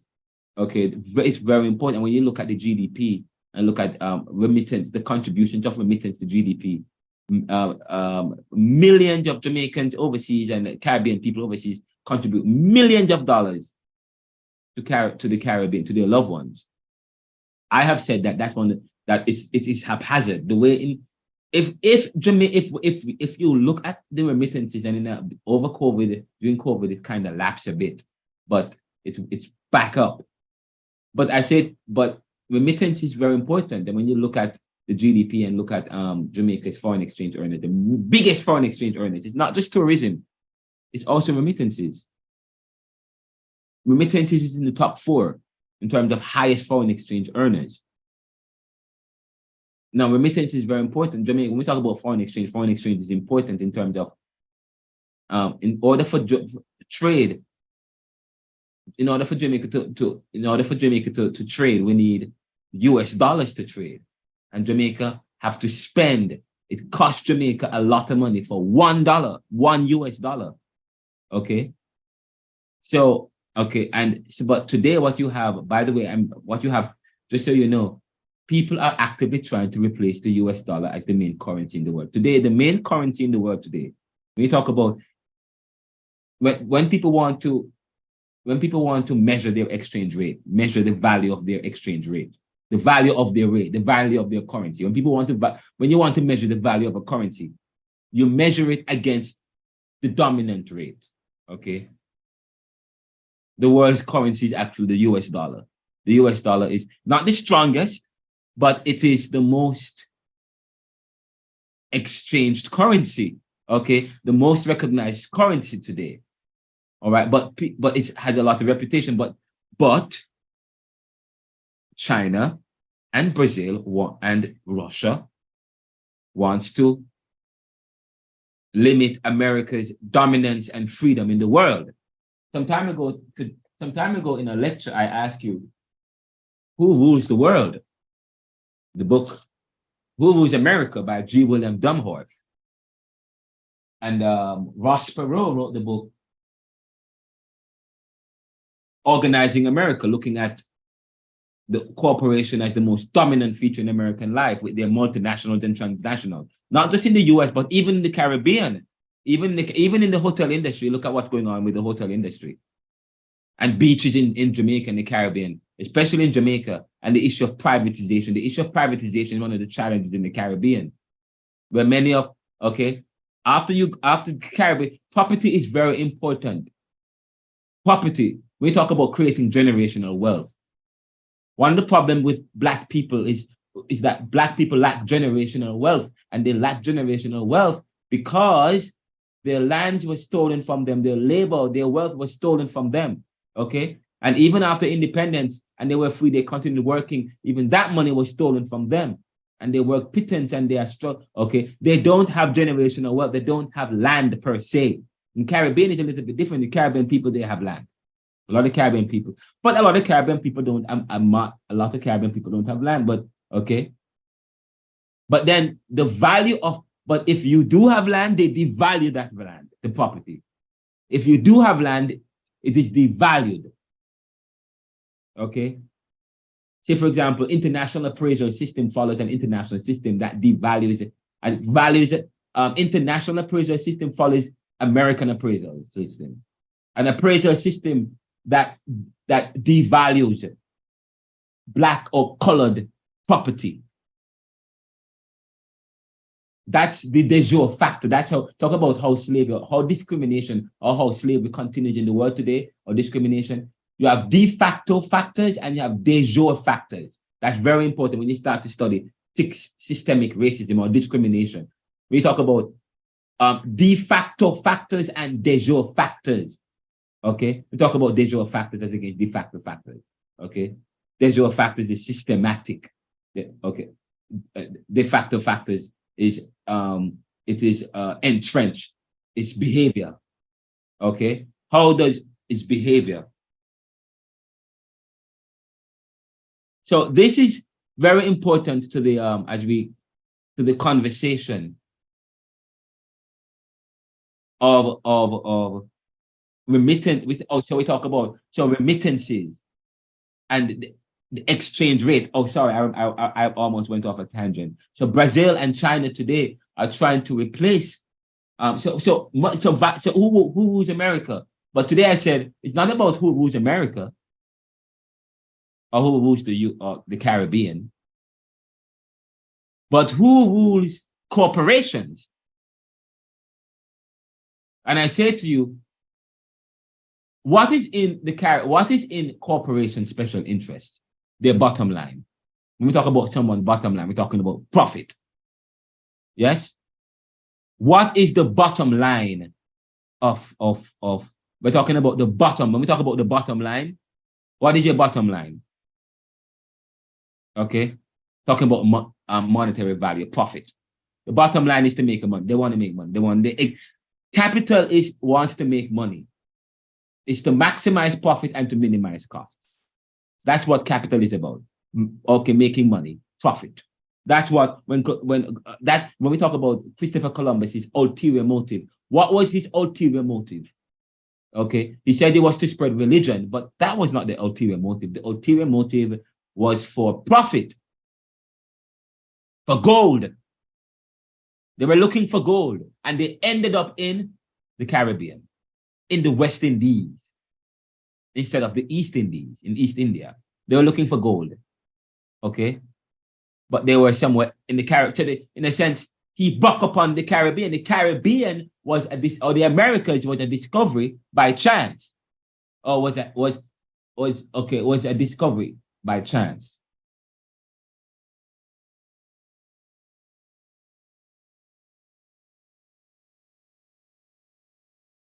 By the way, Christopher Columbus opened it up. I said that. When I go back to Christopher Columbus, remind me that I said that. Christopher Columbus opened it up. There's a particular reason, okay? Opened it up. Very important. Christopher Columbus opened it up.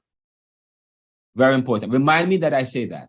I have to, when I talk about Christopher Columbus again, remind me that I said that Christopher Columbus did what?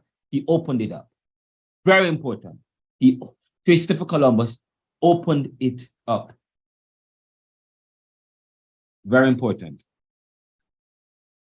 So corporations exist but corporations want to make money. And they go where they can make the most money. Okay? They go where they can make the most money. Or they take advantage of where they can make the most money. Now, the US is the most dominant country in the world today, we say, ruled by corporations or multinationals. The multinationals are the bottom line. They exist for greed. Listen to this. If multinationals rules America and their bottom line is to make money, greed, nepotism, neo-capitalism, greed, they want to make money, then it means that they will do anything to make money. China understands that. Russia understands that. And so today, they are using that understanding to manipulate. They are using that understanding to control America. America is said to be the most dominant country in the world today. terms of their military might, in terms of economics. They are one of the most dominant countries in the world. They are the most dominant country in a sense. Although leadership up from the center is softening, there's no really one dominant country as such per se anymore. Okay, but still, America is still considered, and in terms of its wealth, in terms of its military prowess in the world, its advances, America is still one of the most, or the most dominant countries in the world. Okay,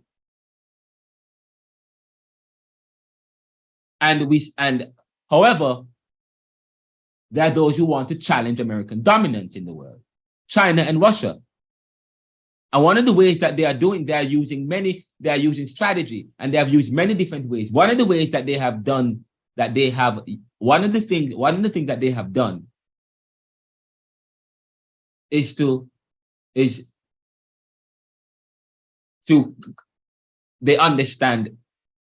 study American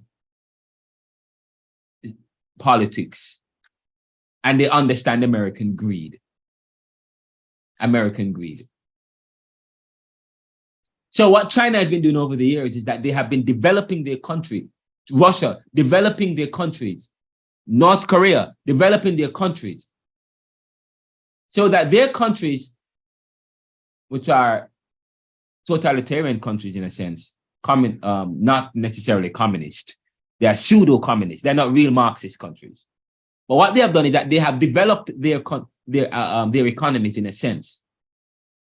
They have utilized a form of capitalism in a sense.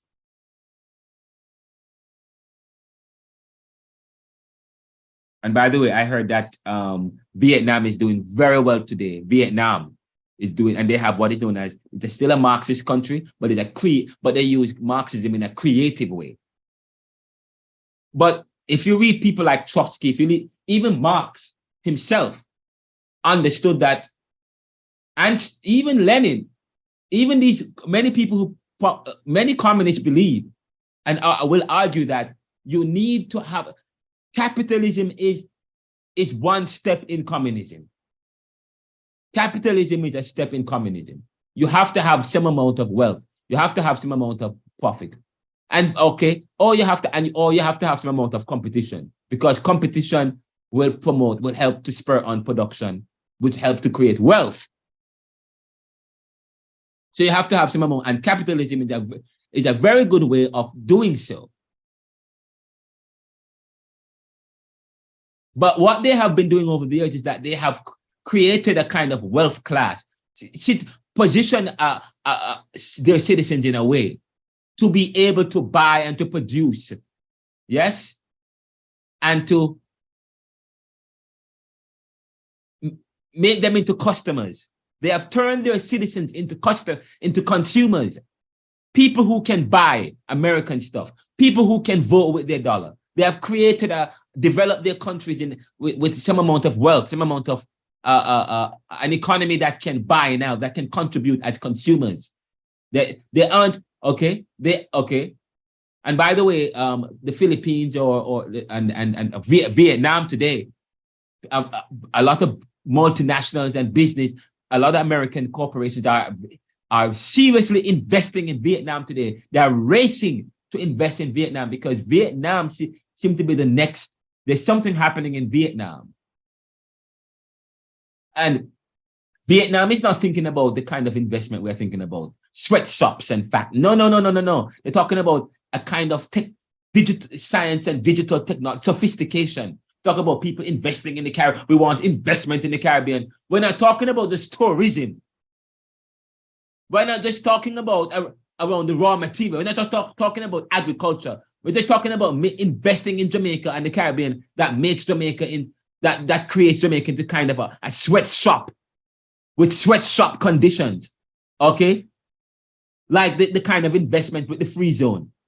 Now we're talking about investment in Jamaica, technological investment, okay? Investments in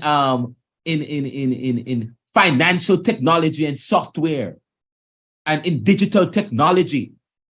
We're talking about in certain capability, the kind of sophisticated investment, not an investment in investment in management and so on. Not investment that creates Jamaica in just servitude, an investment in just hospitality, and then you devalue the hospitality or the ability to maximize from that. That's what, okay. But in China, what China has done, China is smart, China and Russia, which is what the Caribbean needs to do. I said, as a Caribbean, they need to think strategically. Over the years, China and Russia and North Korea have been developing, and many of these countries have been developing the populace. That is what, education is important. Education is free in China. Education is a right. And these people are very educated, and when you look at the results of making education free, the result of having access to education, when you look at the kind of economy and the society and what they produce. And when you watch the film about corruption and how the kind of corruption, the corruption in education has affected Jamaica, which has held us back.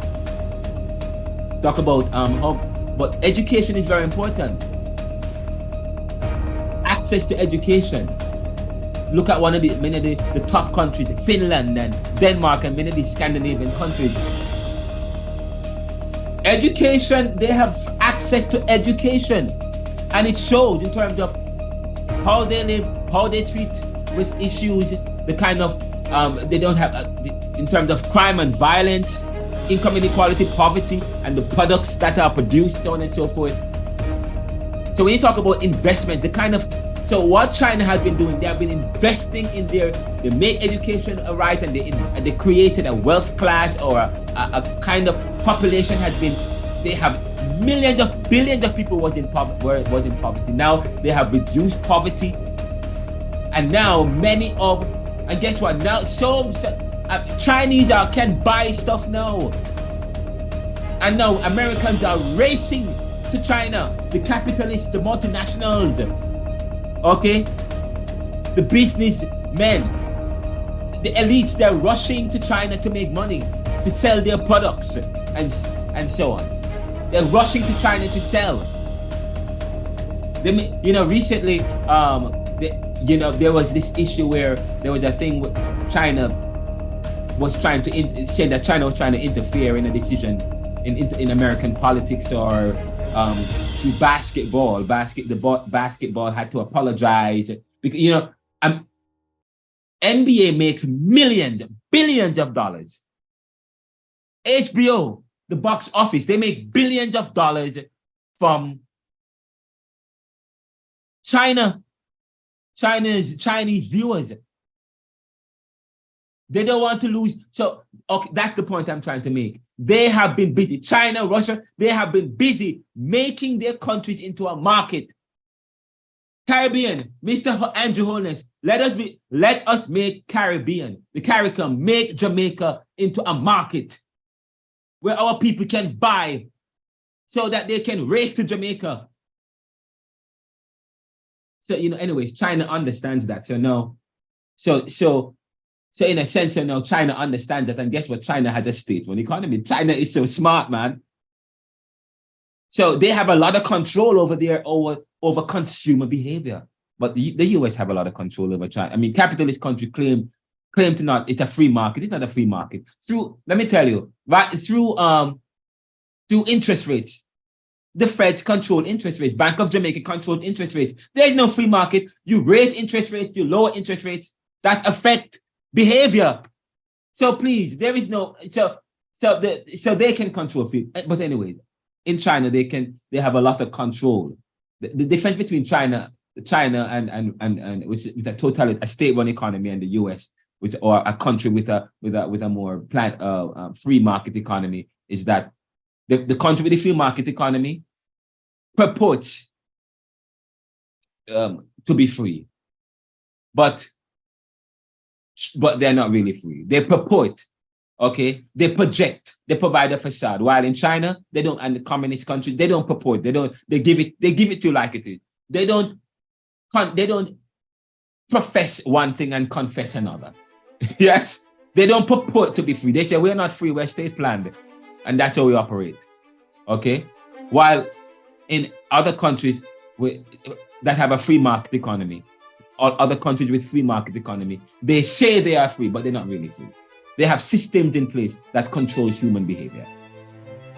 Okay, but China has, and Russia, they have no market. They turn their people into a market. So now talk about all these multinationals are invading our country. Fine, let's turn our people into people who can give them some wealth, turn them into, and so now of course China is a big country. They have the population of China. The population of China now that, oh, by the way, and Chinese government, they understand that. So now they no longer have a one-child policy in China. They don't. They understand that if you have a large population, that's strategy, that's key. Because you might be poor, but you have 1 billion people, a billion of people. One US dollar, one person in China spends $1 US. I mean, that's a lot of money in China, but you multiply that by 1 billion, they would have made $1 billion. You would have become a billionaire. But China understands that, and so they are challenging America. So in a sense, you can say that, well, that China, in a sense, is positioning themselves to and how will that affect the Caribbean? How will that affect China? How will China's challenge of Americans' dominance in the world today? How will that affect Caribbean? Have you thought about that? Now, and of course, there are people who want China to be done. In fact, right. I understand that China today is in the debt lending business. It's not just the World Bank that's lending money now. And I know that the Jamaican government has also engaged in terms of borrowing money from China, and there's some agreement, but China is now lending money to help struggling economies, and even Argentina, even middle income countries such as Argentina. Middle income, you have low income such as Haiti, and you have middle income such as Turkey and Argentina. They are lending money to those countries. China lending money to those countries. They're positioning themselves. And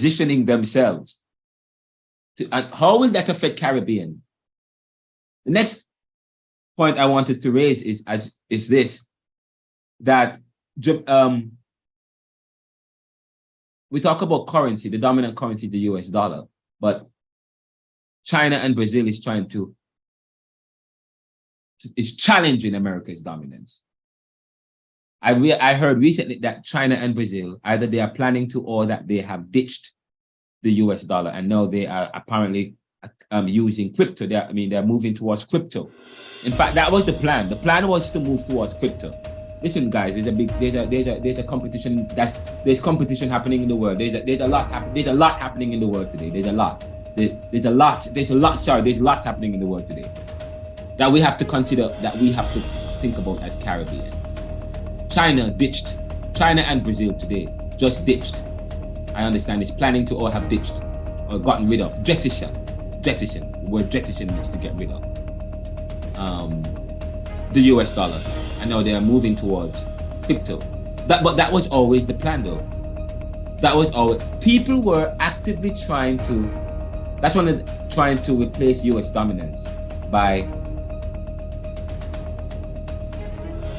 hoarding, buying up crypto, and crypto was becoming dominant, and so on and so forth. And there's a fight happening in the world. Right, recently, there was crypto. There was a big thing with Bitcoin and crypto, how it collapsed. There was a collapse. A lot of money. People lost millions, huge sums of money. And part of that is occurring because of the interest rates. Okay, the raising interest rates, the mopping up of liquidity. People have less money now to put towards crypto.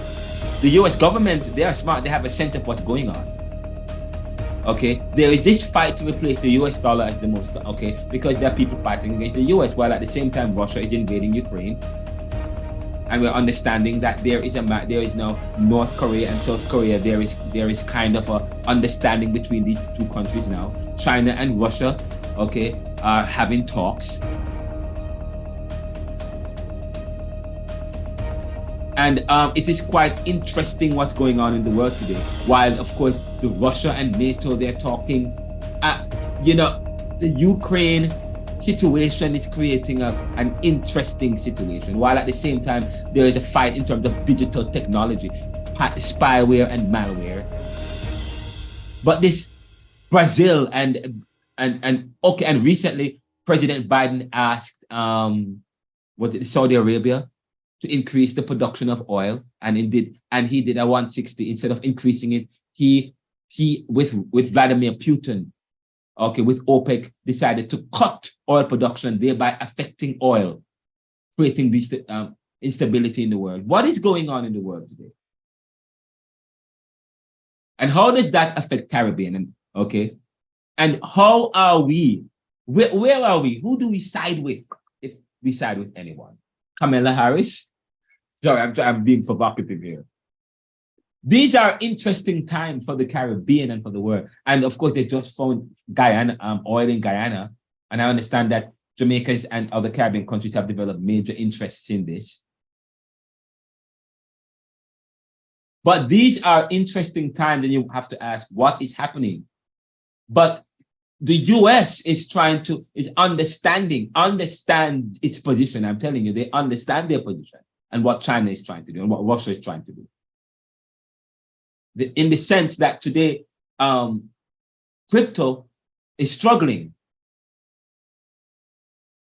And in a sense, they're using legislation, government and legislation to attack cryptocurrency and legal system to go after and to threaten and to frighten and to scare people. And also mopping up liquidity is a way to prevent extra monies in the economy from people from investing into crypto. It is not in America's interest for crypto to rise. It's not in America's interest for crypto to be successful, because cryptocurrency and one of its main investments was Bitcoin, was a tool that was provided an opportunity for its opponents to develop dominance. Because here it is that China and Russia and Brazil, they had always wanted to do that. The plan was always to make cryptocurrency, and that was, I understand that's what the drive. They wanted cryptocurrency to be the number one currency, affecting American dominance and power in the world. But of course, there's always this countervalence.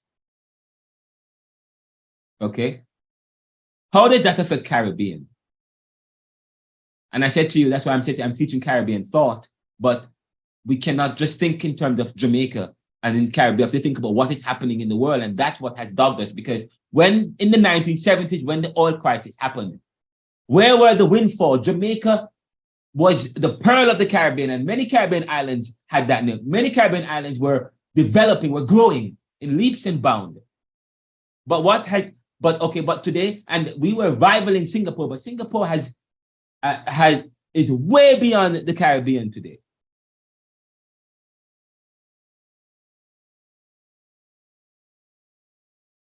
And of course, there's the issue of, so the remittances is very important. And American policy is very important. The issue of Caribbean identity. By the way, as we talk about the issue of Caribbean identity, I asked you to do a poll. Wow, it's 9:44. It's 9:44. Is it 9:44 right now? And we finished class at 10? Oh, wow. And we were supposed to take a break? Yes.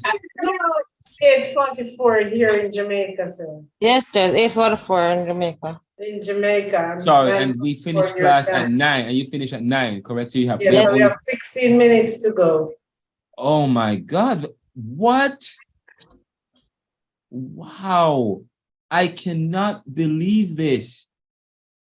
I did not know that. And I have not touched on, okay, let me just, okay, fine, that's okay. But there is, I wanted to raise an issue Actually, why did I stop sharing my screen?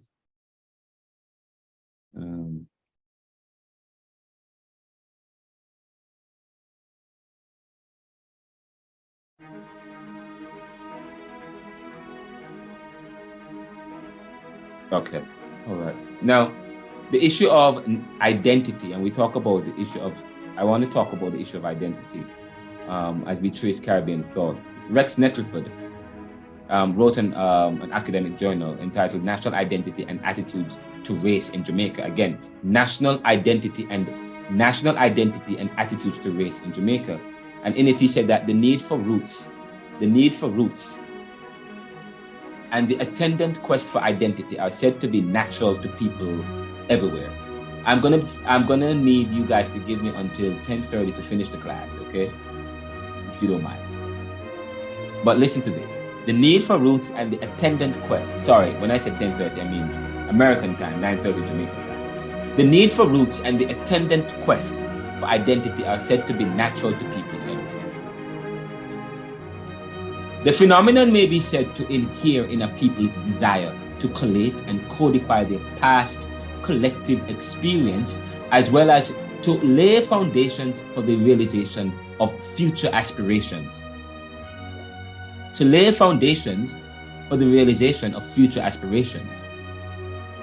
New nations like Jamaica usually give large portions of their, and Jamaica, and or black peoples of the Americas, give large portions of their creative energy to what may be termed the identity problem.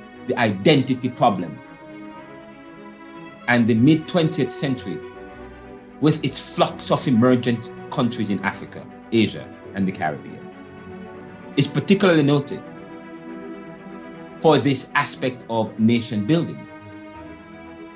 In Jamaica, a Caribbean country, which attained independence from Great Britain in August of 1962, the search for identity has been the focus of attention for some time. It is indeed difficult to determine what exactly is meant by the term the Jamaican identity. It is variously expressed as things Jamaican, or the Jamaican image, things Jamaican, or the Jamaican image. So what is Jamaican image? There are, however, ways of approaching the problem. And by the way, when earlier I said to you, it is difficult to determine what exactly is meant by the term the Jamaican identity. When I talk about that, what am I talking about? Because after 307 years,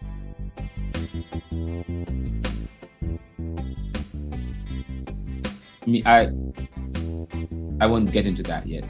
Let me continue. There are, however, ways to talk about the identity problem. The question, okay, and let me say that again. In Jamaica, a Caribbean country which attained independence from Great Britain in August of 1962, the search for identity has been the focus of attention for some time. It is indeed difficult to determine what exactly is meant by the term the Jamaican identity. Last week I asked the question, how many of you watch local streaming, local TV as against American TV or American media? Majority of you spend most of your media time watching American media. Media is an important socialization tool, especially in the 21st century. Media plays a very important role, and it shapes one's identity, or helps to, in a sense. The term the Jamaican identity is variously expressed as things Jamaican or the Jamaican image. There are, however, ways of approaching the problem. The question, what are we? The question, what are we? Entails the desire of what we want to be. Again, the question, what are we? Rex Nettleford here is saying that the need for roots and the attendant quest for identity are said to be natural to people everywhere. And it is said to inhere in people's desire to collate and codify their past collective experience, as well as to lay foundations for the realization of future aspirations. New nations usually give large portions of their creative energy to what may be termed the identity problem and the mid-20th century with the flux of emergent countries in Africa, Asia, and the Caribbean is particularly noted for this aspect of nation building. So I say to you that to determine what exactly is meant by the term Jamaican identity or Caribbean identity is difficult, and we have said that it is a difficult endeavor anyway. There are, however, ways of approaching the problem. The question of what we are entails the desire of what we want to be. But, you know, I like how the Rastafari put it. Rastafari, they end with the I. The question of what I, the question, what is I? Rex Nettleford never asked that question. I am putting it here. The question of what is I entails the desire of what I want to be. Outside of this general will. The question of what, but Rex Nettleford said, the question of what are we entails the desire. When you ask what are we, it entails a desire of what we want to be. And if we want to be, and if what we want to be, and if what we want to be must have any practical significance for Jamaica, there should be some concordance between the external conception of the island's over 2 million people on the one hand, and Jamaicans' own internal perception of themselves as a national entity on the other.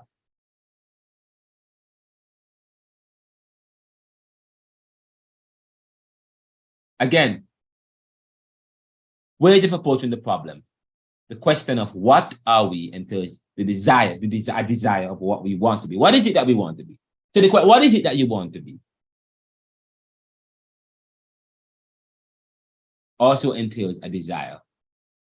I mean that desire of what you want, that desire is part of the question of what we are. And there should be some concordance between the external conception of the island people on the one hand, and Jamaicans' own internal perception of themselves as a national entity on the other. But then, of course, there is the issue of the general will as against the individual will.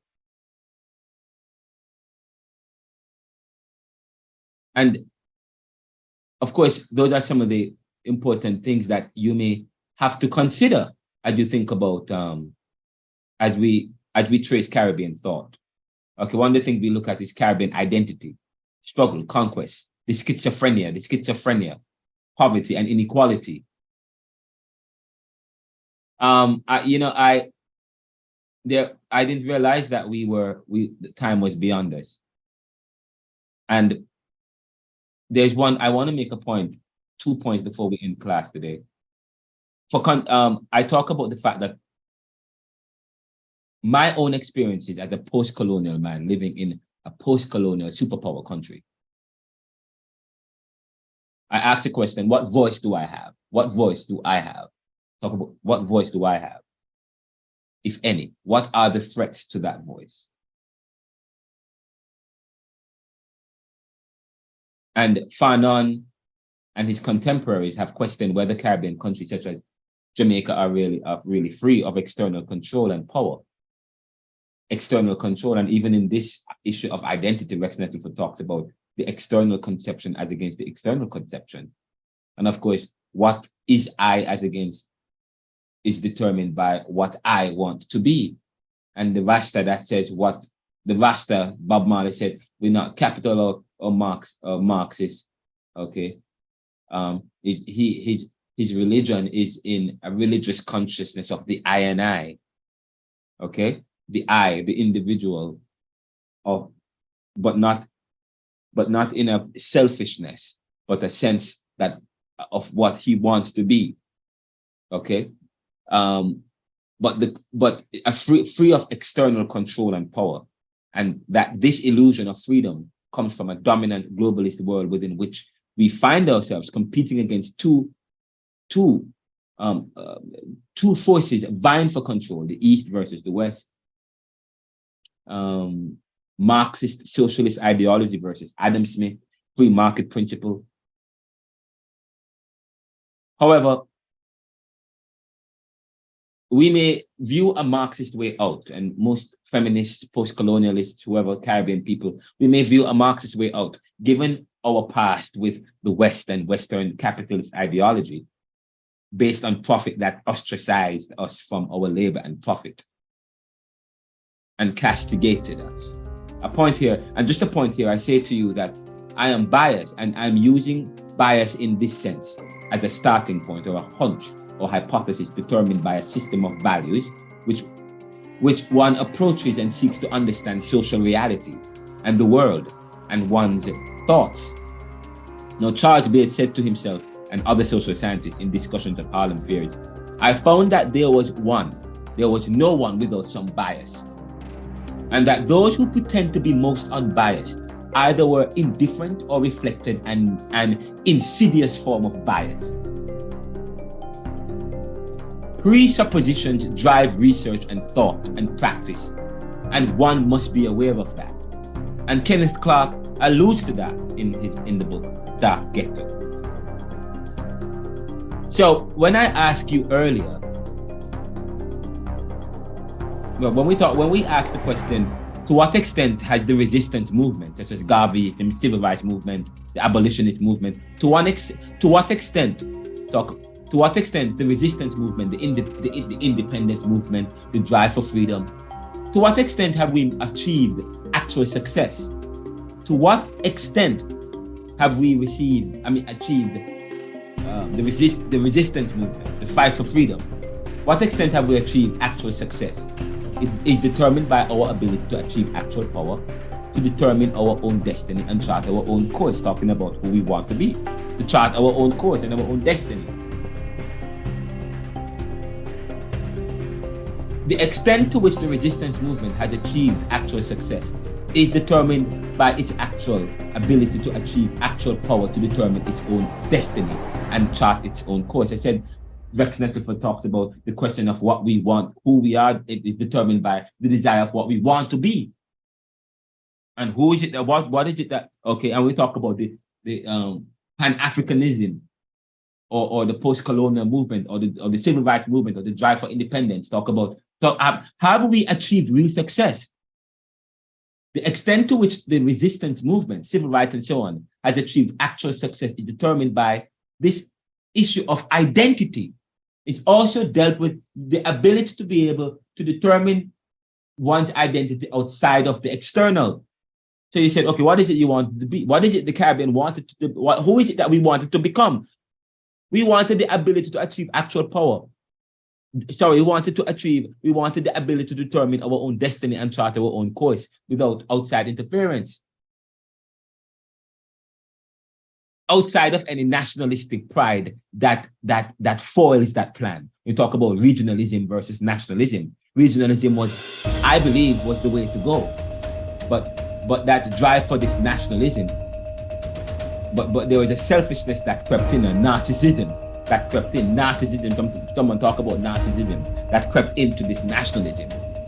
The narcissism can become, we talk about extremes. They are extremes, even ultra Christianity. Talk about ultra Christianity, Orthodox Christianity, traditional Christianity, contemporary Christianity, the middle of the road, the right wing, left wing. What kind of Christianity does Caribbean or Caribbean, But we won't make the mistake of talking about a general Caribbean, because we have denominations in the Caribbean. Instead, and we also have schools of thought.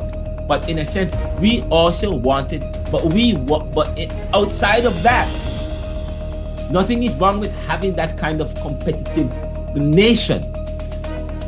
But a nation that that is determined and destined by us, outside of outside interference and strategy. But you will have that outside interference and strategy because of the competition that we find ourselves in the world. And so we have to think as though we are caught within a competitive cog, and we have to fight. And so therefore you have to develop strategy. So China and is developing strategy to bolster to their position in the world as against the US. On the other hand, there are those opportunists, corrupt locals, working to undermine nationalist thinking of the nation, rooted in humanist, socialist, Marxist, Foucauldian thinking. Foucault primarily focuses on the relationship between power and knowledge, and how they are used as a form of social control through societal institutions. The church is an institution. The Caribbean thought, yes, we will study institution.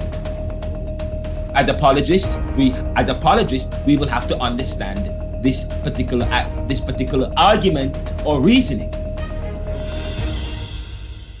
He was a post-structuralist who eschewed institutional thinking. And of course, when we talk about anthropologists, they study past and present behaviors, but more so the meaning behind them and how they evolve over time. The meaning behind them and how they evolve over time. So as we trace Caribbean thought and Caribbean in discourse, and you ask the question, what constitutes the Caribbean? Indeed, we say that it is a matter of context and perspective. Anglophones in the region usually think and mean the English-speaking islands of the members of the CARICOM. The wider CARICOM is at times meant to mean the others. There's also the Hispanic literature. There's El Caribe, which refers to the Spanish-speaking islands only. Scholars speaks about the socio-historical category, which refers to a cultural zone in the Caribbean. There are those who speak of that. And I want to share that screen. We're going to wrap up shortly. I didn't give you any break, and you guys have been going. Thank you for going with me. I'm wrapping up. So we talk about what constitutes the Caribbean, a matter of context and perspective. The wider Caribbean is at times meant to mean the others. We talk about Hispanic literature. We talk about the socio-historical category of Caribbean, which refers to a cultural zone characterized by the legacy of slavery and the plantation system. It embraces that the islands are part of the adjoining mainland and may be extended to include the Caribbean diaspora overseas. Organizationally, there's the CARICOM, which is expanded to include Suriname and Haiti. Talk about the Caribbean, we're talking about also in terms of language and identity, geography, history, culture, geopolitics, geoeconomics, or organizations. So when we talk about Caribbean, the geopolitical nature of the world today, geopolitical conditions of the world today, what's going on with China and Russia and the war in Ukraine and so on and so forth. That will affect the Caribbean and geopolitical, and we have to understand geopolitical issues because of Jamaica's size and our vulnerability. It exposes us to exogenous shocks in the world, which affects Caribbean in a sense, and so that is very important. Is there a Caribbean identity? If so, what is it? Fidel Castro must have been acutely aware of this divisiveness and this implicit ethnic orientation of this current trend when he declared in 1976 that Cuba is a Latin African rather than a Latin American nation. And more recently, when he asserted that the Caribbean people of African origin are part of our America. So in 1999, Fidel Castro declared that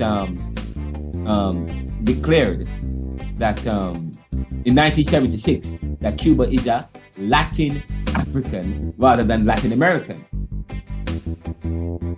Because he eschews anything American. Because American for him represents capitalism. A kind of capitalism that invades and plunder and privileges American over the local. And so, you know, Fidel Castro and many of the fighters of the Revolutionary Party, of Fidel Castro's Communist Party, they felt as though Americans had controlled the country and the locals were divorced. And that's exactly what happened. And they were divorced from their wealth and they were fighting to reclaim their country, fighting back. But in the end, fighting back for their country, fighting back for their independence, their wealth. And they fought and won against the US. But of course, that what usually happens is that what happened is that they level an embargo. This is how they levy an embargo that prevent Cuba from any kind of gains or wealth. To set an example, you said, okay, so they put an embargo on Cuba. So no country can trade with Cuba. No country can recognize Cuba's independence. This is how they put they dangled debt over Haiti so that no country would recognize their independence. Exactly what is happening in Cuba today. The embargo on Cuba. Why is there an embargo on Cuba?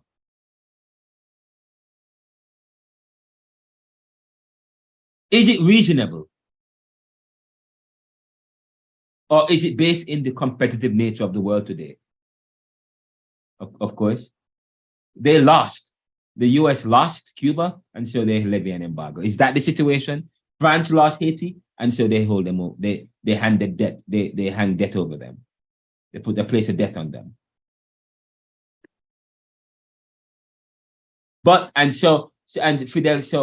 Fidel Castro and Cuba, many Cubans, they associate themselves with that kind of African diaspora and thinking.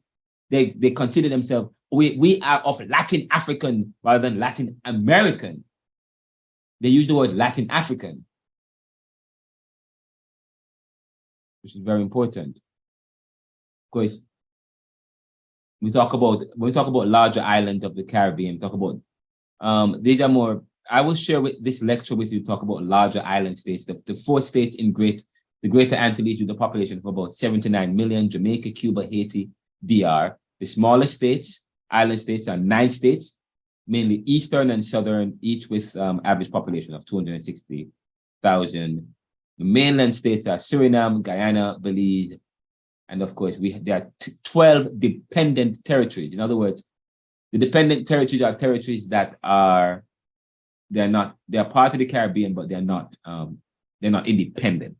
Okay, so there are 12 dependent territories, and we have 3 mainline states: Suriname, Guyana, and Belize. Suriname, Guyana, and Belize. They are the mainline states of the Caribbean. Okay, just so and I'm deliberately going over this because I did an exam some time ago, and there was a question in the exam, and I think there were some examiners who examined the responses from the students, and one of the criticism was that some of the students did not understand the Caribbean. Their responses would suggest that they were confusing and mixing up the Caribbean and not understanding Caribbean and so on. So, but which I believe that should be that. Looking at the Caribbean in terms geographically, is something that all Caribbean people, as part of our understanding of all things, should understand. We're part of the Caribbean. We should have a sense of where we are in our position in the world today. We talk about Marxist nationalist view of the nation. Nationalists argue that we talk about the house slave mentality, created opportunities and set the stage, or maintain the power of the status quo. Oh, sorry, you know what? I didn't mean. I don't want to talk about that. Those are just lecture notes, which I had for the class today. I am going to stop right here.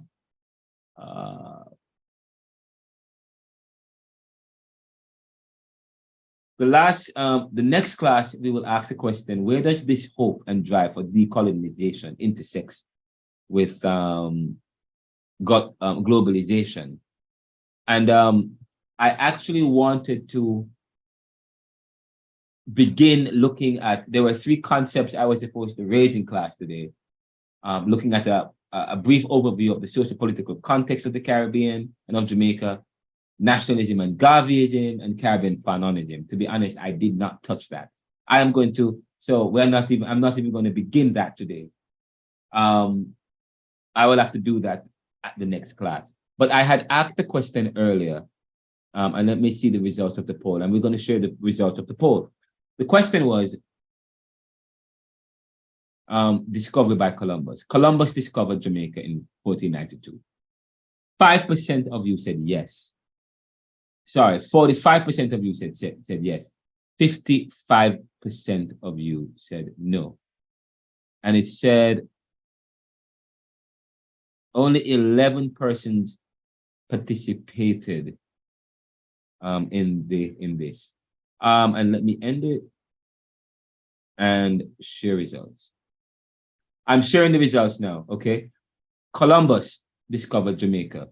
Majority of you said he did not discover Jamaica. Why did you guys say that Christopher Columbus did not discover Jamaica?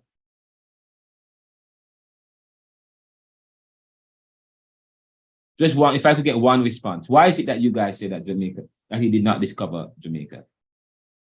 Anybody?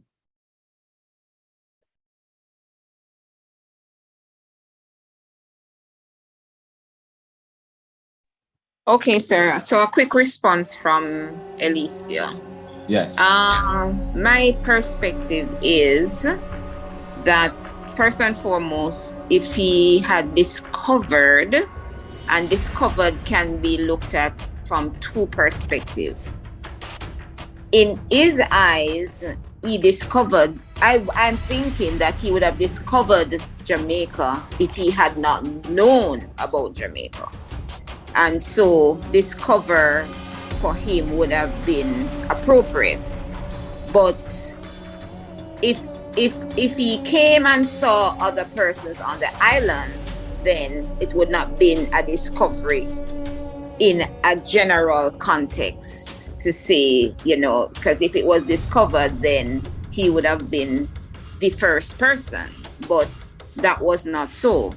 So we can't 100% say he did not discover. He discovered because probably this was new to him. So that would be my interpretation of him discovering. Okay, but when people talk about he discovered it, in the books we even have a Christopher Columbus Day. So it's not for him. The whole world said that he discovered. It's in the books. Yes. Yeah, the book says so because he says so, but then the reality is. So a question is, do you guys believe? You guys say no. Why do you say that? Because that is my thing. No, yeah, but why? Why? Why you say he did not discover Jamaica? Because he was not the first. Other persons were there. He was not the first. Oh, so there were other people there. There were other people living on the island. But why is it that people today, that we still have it today, in even in mainstream education and academia, why is it that we still have it that he discovered? We even still have it in our discussions everywhere. He discovered Jamaica, the US, and many parts of the Caribbean.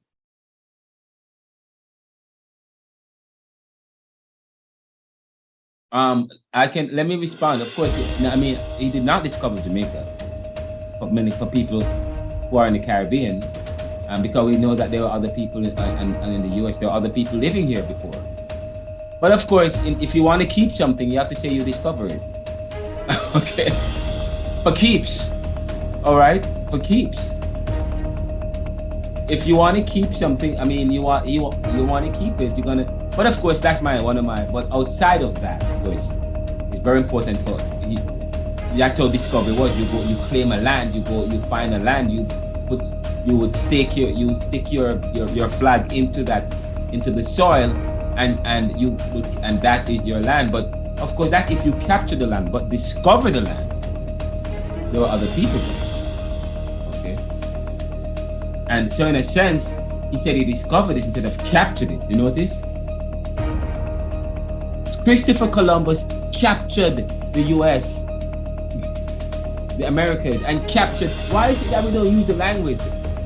It was a capture, it was not a discovery.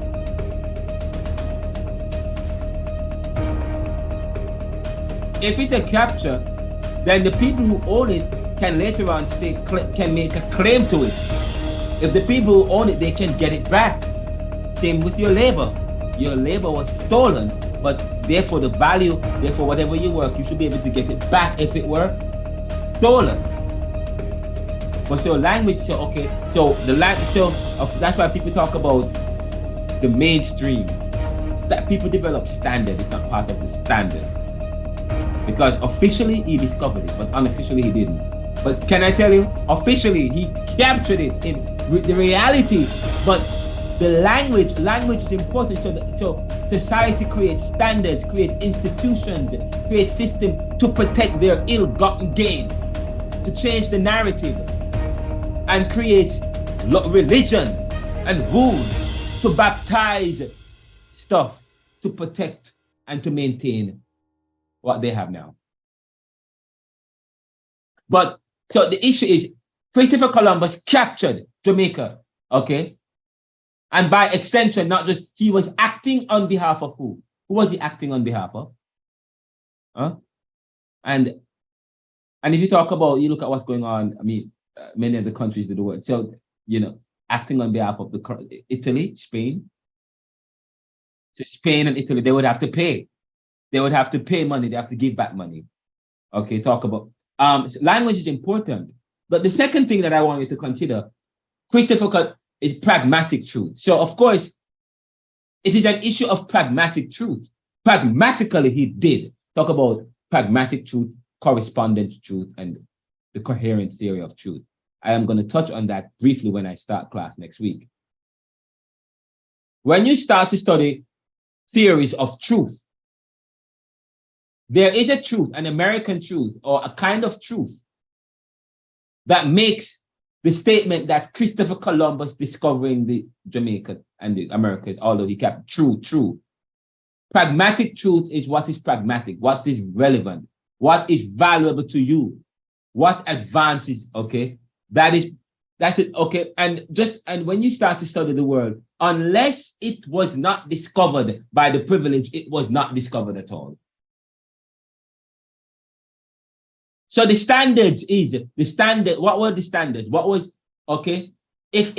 When you talk world, a world did not exist outside of Europe.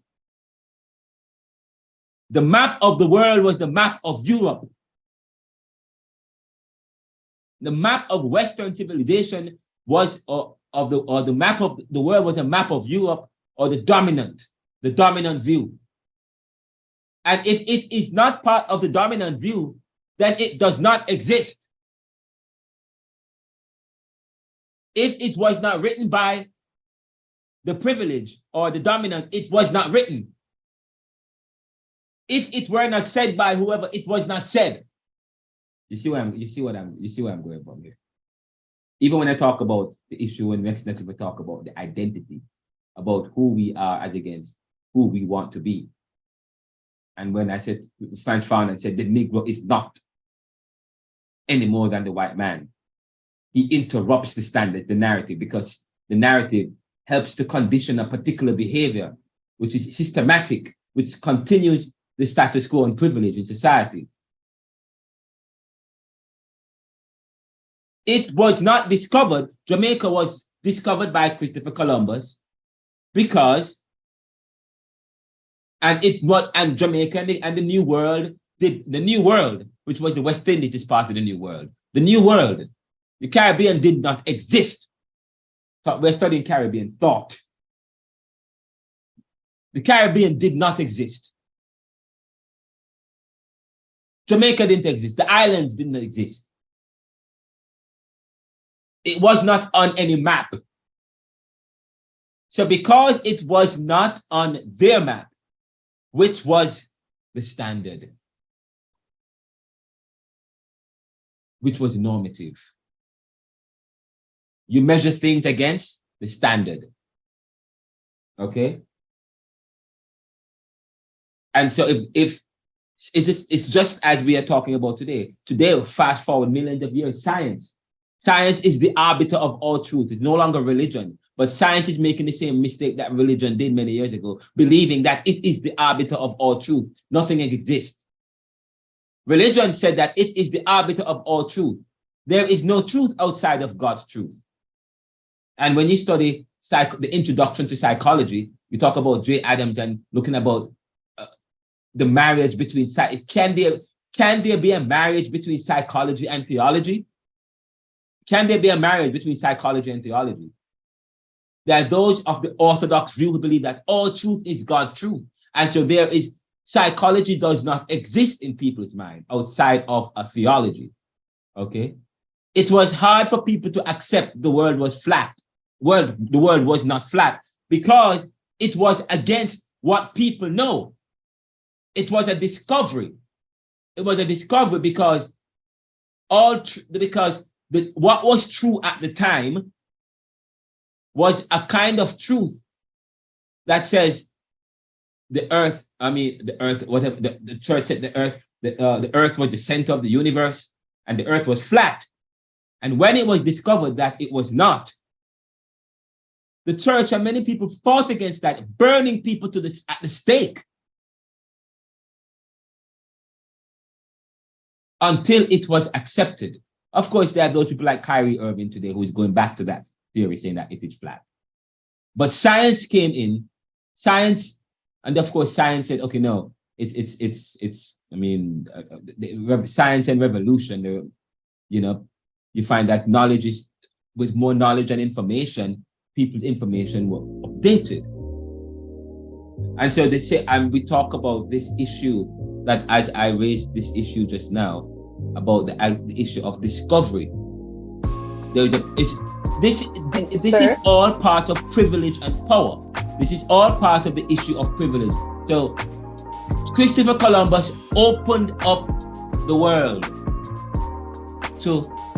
Opened up the world to the new world and opened up the new world to the world. It was not part, it was, okay, but of course, it was not, it was on the Indian map, it was on the Mayan map, the Aztecs map. The American Indians were traveling along the coastline in America for years before the Europeans came there. They were traveling along the coastline there. Okay? The Taino people, the Arawaks, the Aztecs, the Mayan, they were traveling all along those places. And there were writings and so on and so forth. But of course, no, what they did was it was not normative, it wasn't part, so the New World became part of Western civilization. And because the New World became part of Western civilization, the New World had to also subscribe to Western civilization of all things. So yes, it became a discovery. It became part of the world of knowledge, the world of information, the rubric of all things was adjudicated by the West. The West, so that's where you had to judge and adjudicate all things. You judge everything by the West, and it became part of the West, and the West maintained its dominance over all things and its discoveries. And to the new world, which became part of the Western civilization, this is said to have been discovered. And so I said that's the challenge of having standards. That's the challenge of creating systems and so on. Somebody had to have a question, and we will wrap up here. Question.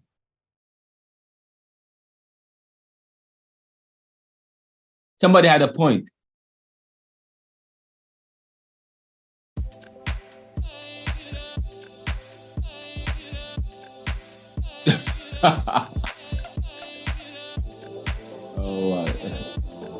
Anybody? Someone said, who was saying sir? Oh, Elise. Oh. Okay, we will have to wrap up this class. And this was not what I wanted to talk about. I was supposed to define some very important concepts, and then we will talk about. So the next class we will look at chapter 3 of neoliberalism, looking at a brief overview of Jamaica's socio-political and economic context.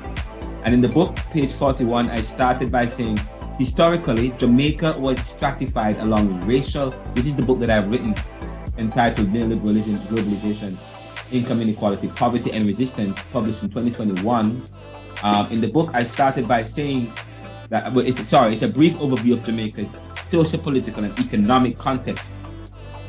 And it's the subtitle is from 1493 to 1960, from Columbus buck-up to independence. Historically, Jamaica was stratified along racial and class lines, stemming from the plantation system.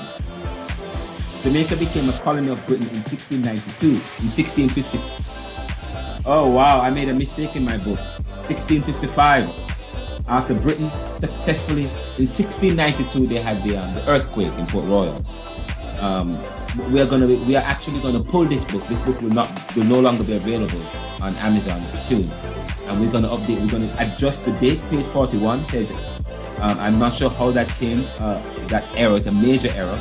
Jamaica became a colony of Britain in 1692, but supposed to be 1655. I later corrected myself. I corrected myself on page 42, but I'm not sure why this got included in the book right here. It's a major error. We will correct this. So we will pull the book. It won't be available, and we will revise it. It's going to be revised. My book, Neoliberalism, is a textbook. It's going to be pulled. It won't be available for about a month or 2 weeks. We will revise it, and Palmetto will take over the publication. I'm making that as the author of Neoliberalism. I'm letting you guys know we will be pulling that book. It will not be available. We will do a quick revision of it quickly, just very small, probably just that particular date. We will change 1692 and one other formatting issue, and it's now copyrighted and in the Library of Congress, and we will put it back out. It will be available. It will be in Jamaica shortly. Neoliberalism will be available shortly, along with the second textbook that I'm writing with Professor Emeritus Martin Oppenheimer. But I said that Jamaica is stratified along racial and class lines in the book, stemming from the plantation system, and that Jamaica became a colony of Britain in 1655 after Britain successfully defeated Spain, which profited from the control, which profited from and controlled the island's wealth for a century. Spain profited and controlled the island's wealth for a century. Christopher Columbus opened Jamaica to the global trading map in 1493 when he landed accidentally, or 1492. I don't know why I have 1493. When he landed accidentally or buck up on an inhabited West Indian island. Buck up, I say buck up in the book. This was the advent of colonial capitalism, where European colonists exploited the native Taino people's labor, abused their women, and annihilated their race in Jamaica. The Taino Indians, a subgroup of the Arawakan Indians, a group of American Indians in northeastern South America, inhabited the Greater Antilles, comprising Cuba, Jamaica, Hispaniola, Haiti, and the Dominican Republic, and Puerto Rico in the Caribbean Sea when Christopher Columbus arrived in the New World. Under Spanish rule, Jamaica was unprofitable as a few Spaniards settled on the island who did not find much use for the island except to serve the Spanish crown, mainly as a supply base. Food, men, arms, and horses were shipped to Jamaica as a means to conquer the American mainland.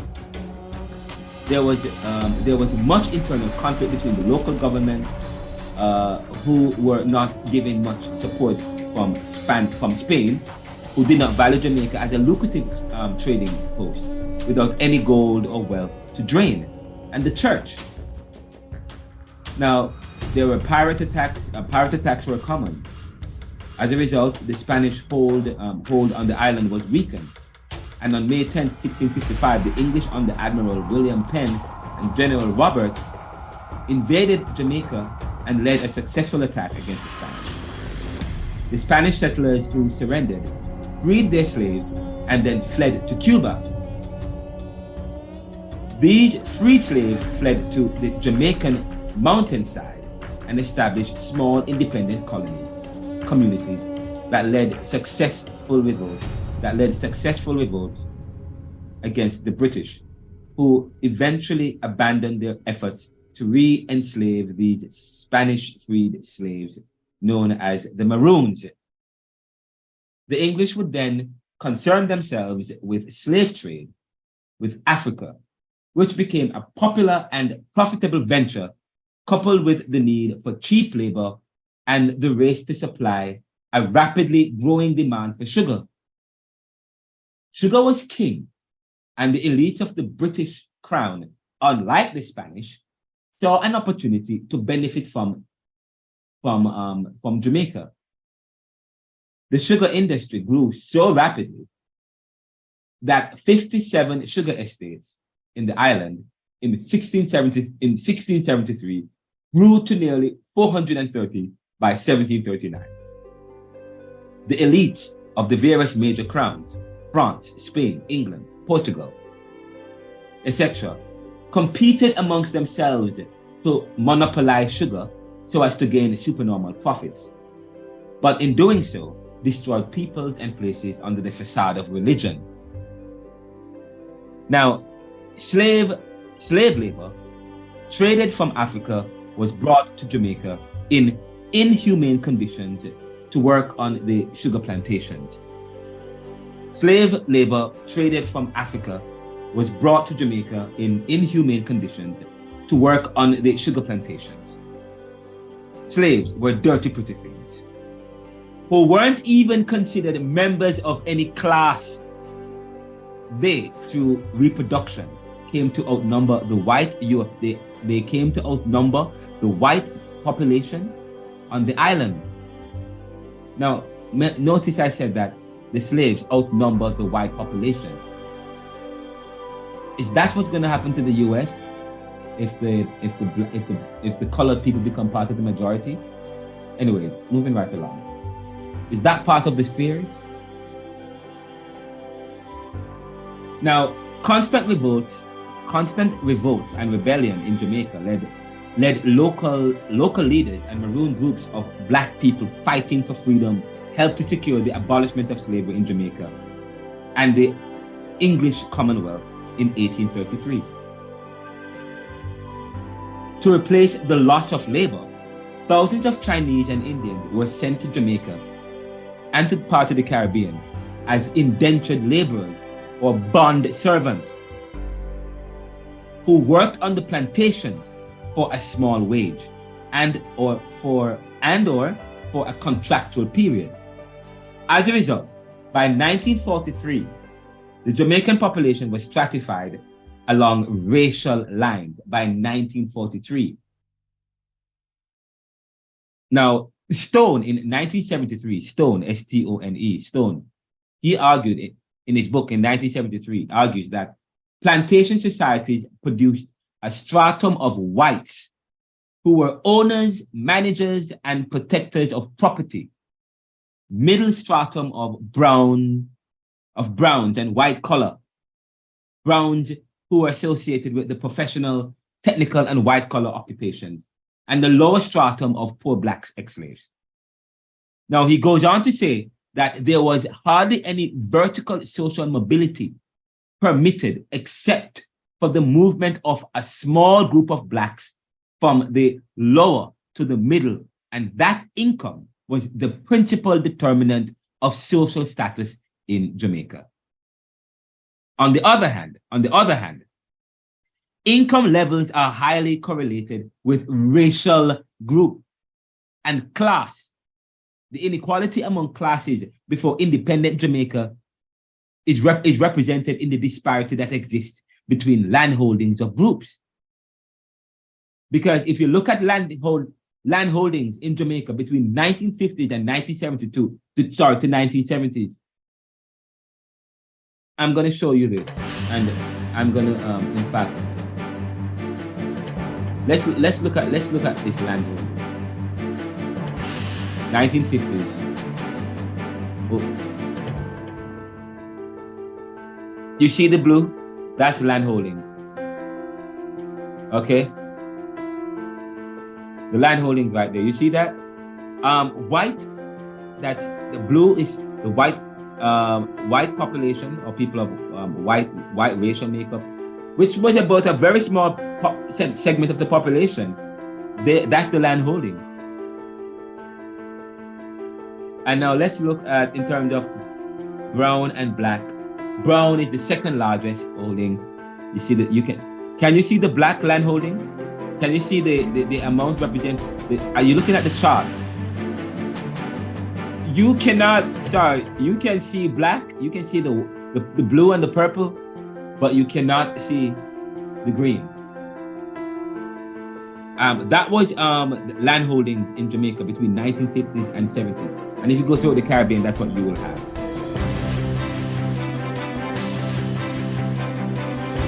The percent of if you look at the percent of the population in terms of the occupation in Jamaica or in the Caribbean between the 50s and the 70s, 46% of the population was in agriculture, 17% in personal services, 10% in manufacturing, 9% in construction and transport communication, and 7%. So the 9% of the population who worked in construction and transportation and communication were white. That's what happened. We talk about, many people think that Jamaica was not stratified among, but we were stratified among in terms of racial lines. And in a sense, even today, you still find that the browner you are, the browner you are, you still the browner you are, the more property you have, or access to it, or property you have, in a sense. Because you talk about the racial lines in the middle class or the upper class in Jamaica. We have we talk about population in Jamaica, or the racial class, talk about the Jews and the coming of the Jews. And we talk about the 7 Jewish families in Jamaica. I can talk about that, the 7 Jewish families, the Mafoods and so on. My dad was an architect, and he was a builder. He worked for the Jews in Jamaica. He did work for the Jews. He built houses for the Jews, very big houses. He worked for the Mafoods and the Matalons. And I remember one time he took me with him, my father. I'm going to end here. My father took me with him. And my father had his own business, and he could draw, he could do all things. And he could draw very well. He had his own construction business, and he would draw the plan, but he would take me with him. He was very good with math and so on, but when it comes down to writing and English and so on, I was very good. So when I got to 14, my father would take me with him because he started getting a lot of big projects, and he could not understand the writing. So he worked for the Mafoods and the Matalons and so on. I remember one time he wasn't paid. They didn't pay him his money. He finished the work and built all these edifices, and he wasn't paid his money. You know, wealthy people have a way of doing that, some wealthy people. And he had to pay his own workers and staff out of his own pocket. You know, that's what he had to do. While his children and his wife suffered at home. You know, I'll never forget that one time. I'll never forget that, vivid in my mind. But that is why we have to start thinking strategically about things, and important to have to build in contracts in what we do. But as we wrap up, we're wrapping this up, looking at the socio-political and economic context here. We said that the English would then concern themselves with slave trade with Africa, which became a popular and profitable venture, coupled with the need for cheap labor and the race to supply a rapidly growing demand for sugar. Sugar was king, and the elite of the British crown, unlike the Spanish, saw an opportunity to benefit from Jamaica. The sugar industry grew so rapidly that 57 sugar estates in the island. There were 57 sugar industries estates in the island by 1673. It grew from 430 to 1,739. that the sugar estate in Jamaica, the elites of various major crowns competed among themselves to monopolize sugar so as to gain supernormal profits. But in doing so, destroyed people and places under the facade of religion. Slave labor traded for Africa was brought to Jamaica in inhumane conditions. And I think we talked about that because I was on the point that we are stratified by 1943. The Jamaican population was stratified along racial lines. But today, Jamaica is not necessarily stratified along racial lines. But according to Stone, in 1973, 1943 was racial line, but by 1973, Stone argued that the plantation system provided a stratum of whites who were owners, managers, and protectors of property, and their legacies exist today. Now, I'm going to stop here. I won't continue because I don't have time, because I think I continue to talk about what happened from 1961 to 1963. So, what is Jamaica's class now? So I'm going to skip that and say, I think I made a point here. We must point out here that this classification grossly underestimates the classification of society, because I go into it here talking about the middle class, the white class, which was less than 1% of the population, held 43% of the population, the brown middle class, 49%, and so on and so forth. The class is now based on occupation status in Jamaica. Right now, occupation status, as well as race. So yes, while in 1943 it was based on racial lines, in 73 still based on racial lines, but with some amount of with a middle income now. But today it's based on race. Well, it's based on, we still have a racial, so in a sense, we have a class system based, we have a class system with some amount of race.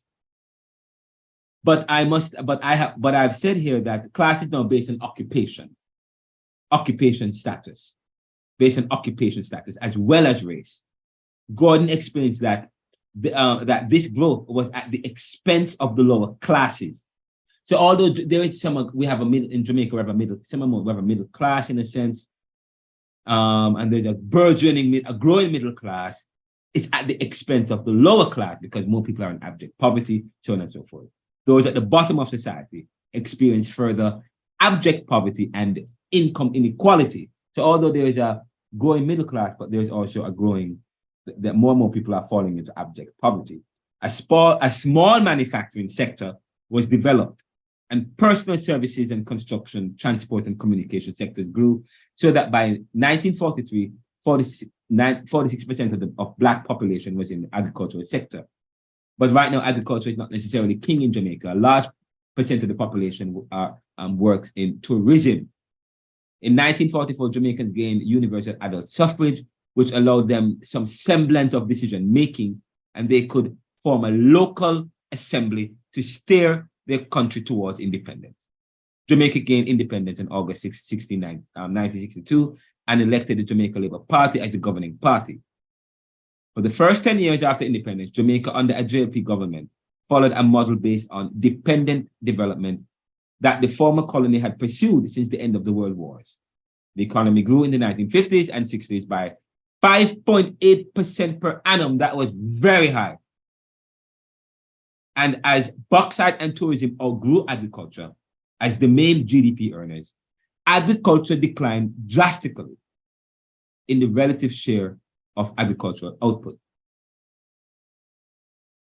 Now, the 1950s and 60s were profitable. So Jamaica for Jamaica, that employment grew by 1.8%, unemployment declined, and economists predicted that Jamaica, let me say that again.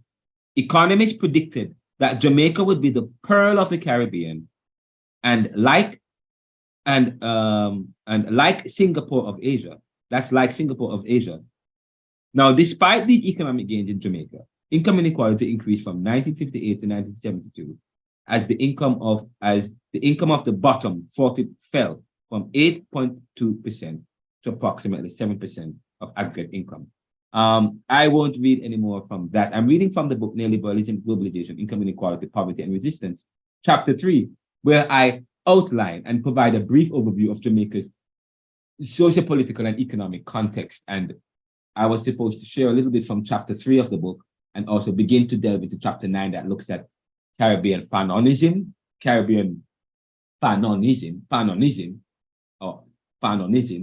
and of course, chapter 9 that looks at nationalism and Garveyism. If you have access to chapter 3, chapter 9, chapter 7, please please access it from the library. I am going to try and I was supposed to send chapter 3. So what I'm going to try and do, I'm going to send you excerpted copies of chapter 3, chapter 9, and chapter 7. I will send you chapter 7, chapter 9, chapter 3. Somebody please remind me. I have a new device. My phone broke, so I have a new phone. So I don't have WhatsApp. I have to re-download WhatsApp.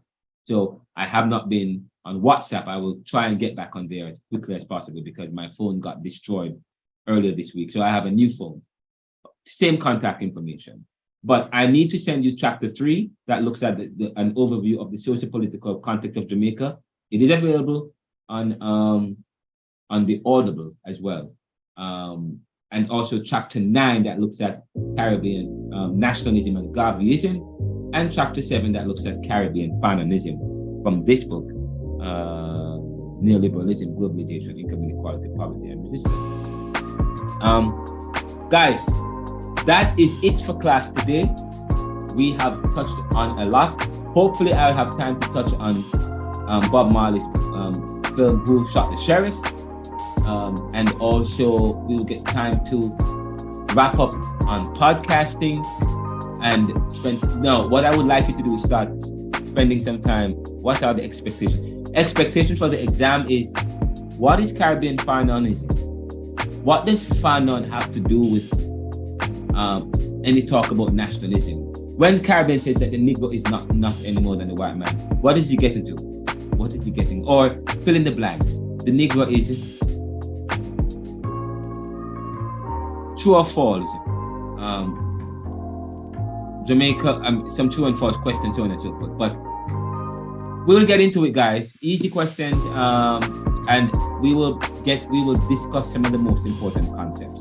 I need you to delve into chapter 3, chapter 9, and chapter 7 of neoliberalism, and easy one. But I don't like to say easy. I don't want to say easy. It's not. I don't like to use the word easy. We shouldn't strive for easy. We should strive for opportunity, for greatness. Yes. That question about Fanon, what were you saying? Call us Fanon. Thank you guys for watching. Give me a second. Let me wrap up this recording for those of us who are watching. I'm about to end the recording and I'm going to speak directly to my class. Thank you guys so much for watching another class, Caribbean Thought, lecture 11. And if you need copies of this lecture, go to YouTube. It's available in the Neoliberal Realm by Renaldo McKenzie. It will be available in audio podcast pub and on the Neoliberal Realm. Thank you guys, and visit us at anchor.fm/neoliberal/support. Support us at anchor.fm/neoliberal/support and visit us at the Neoliberal. What good? And I am going to stop recording. Now, the exam is going to be easy, but it will provide you, it will ask you to think. You have to think. Okay? I am gonna, the Negro is, fill in the blank. The Negro is. Recording is not stopped. Oh, sorry, let's stop.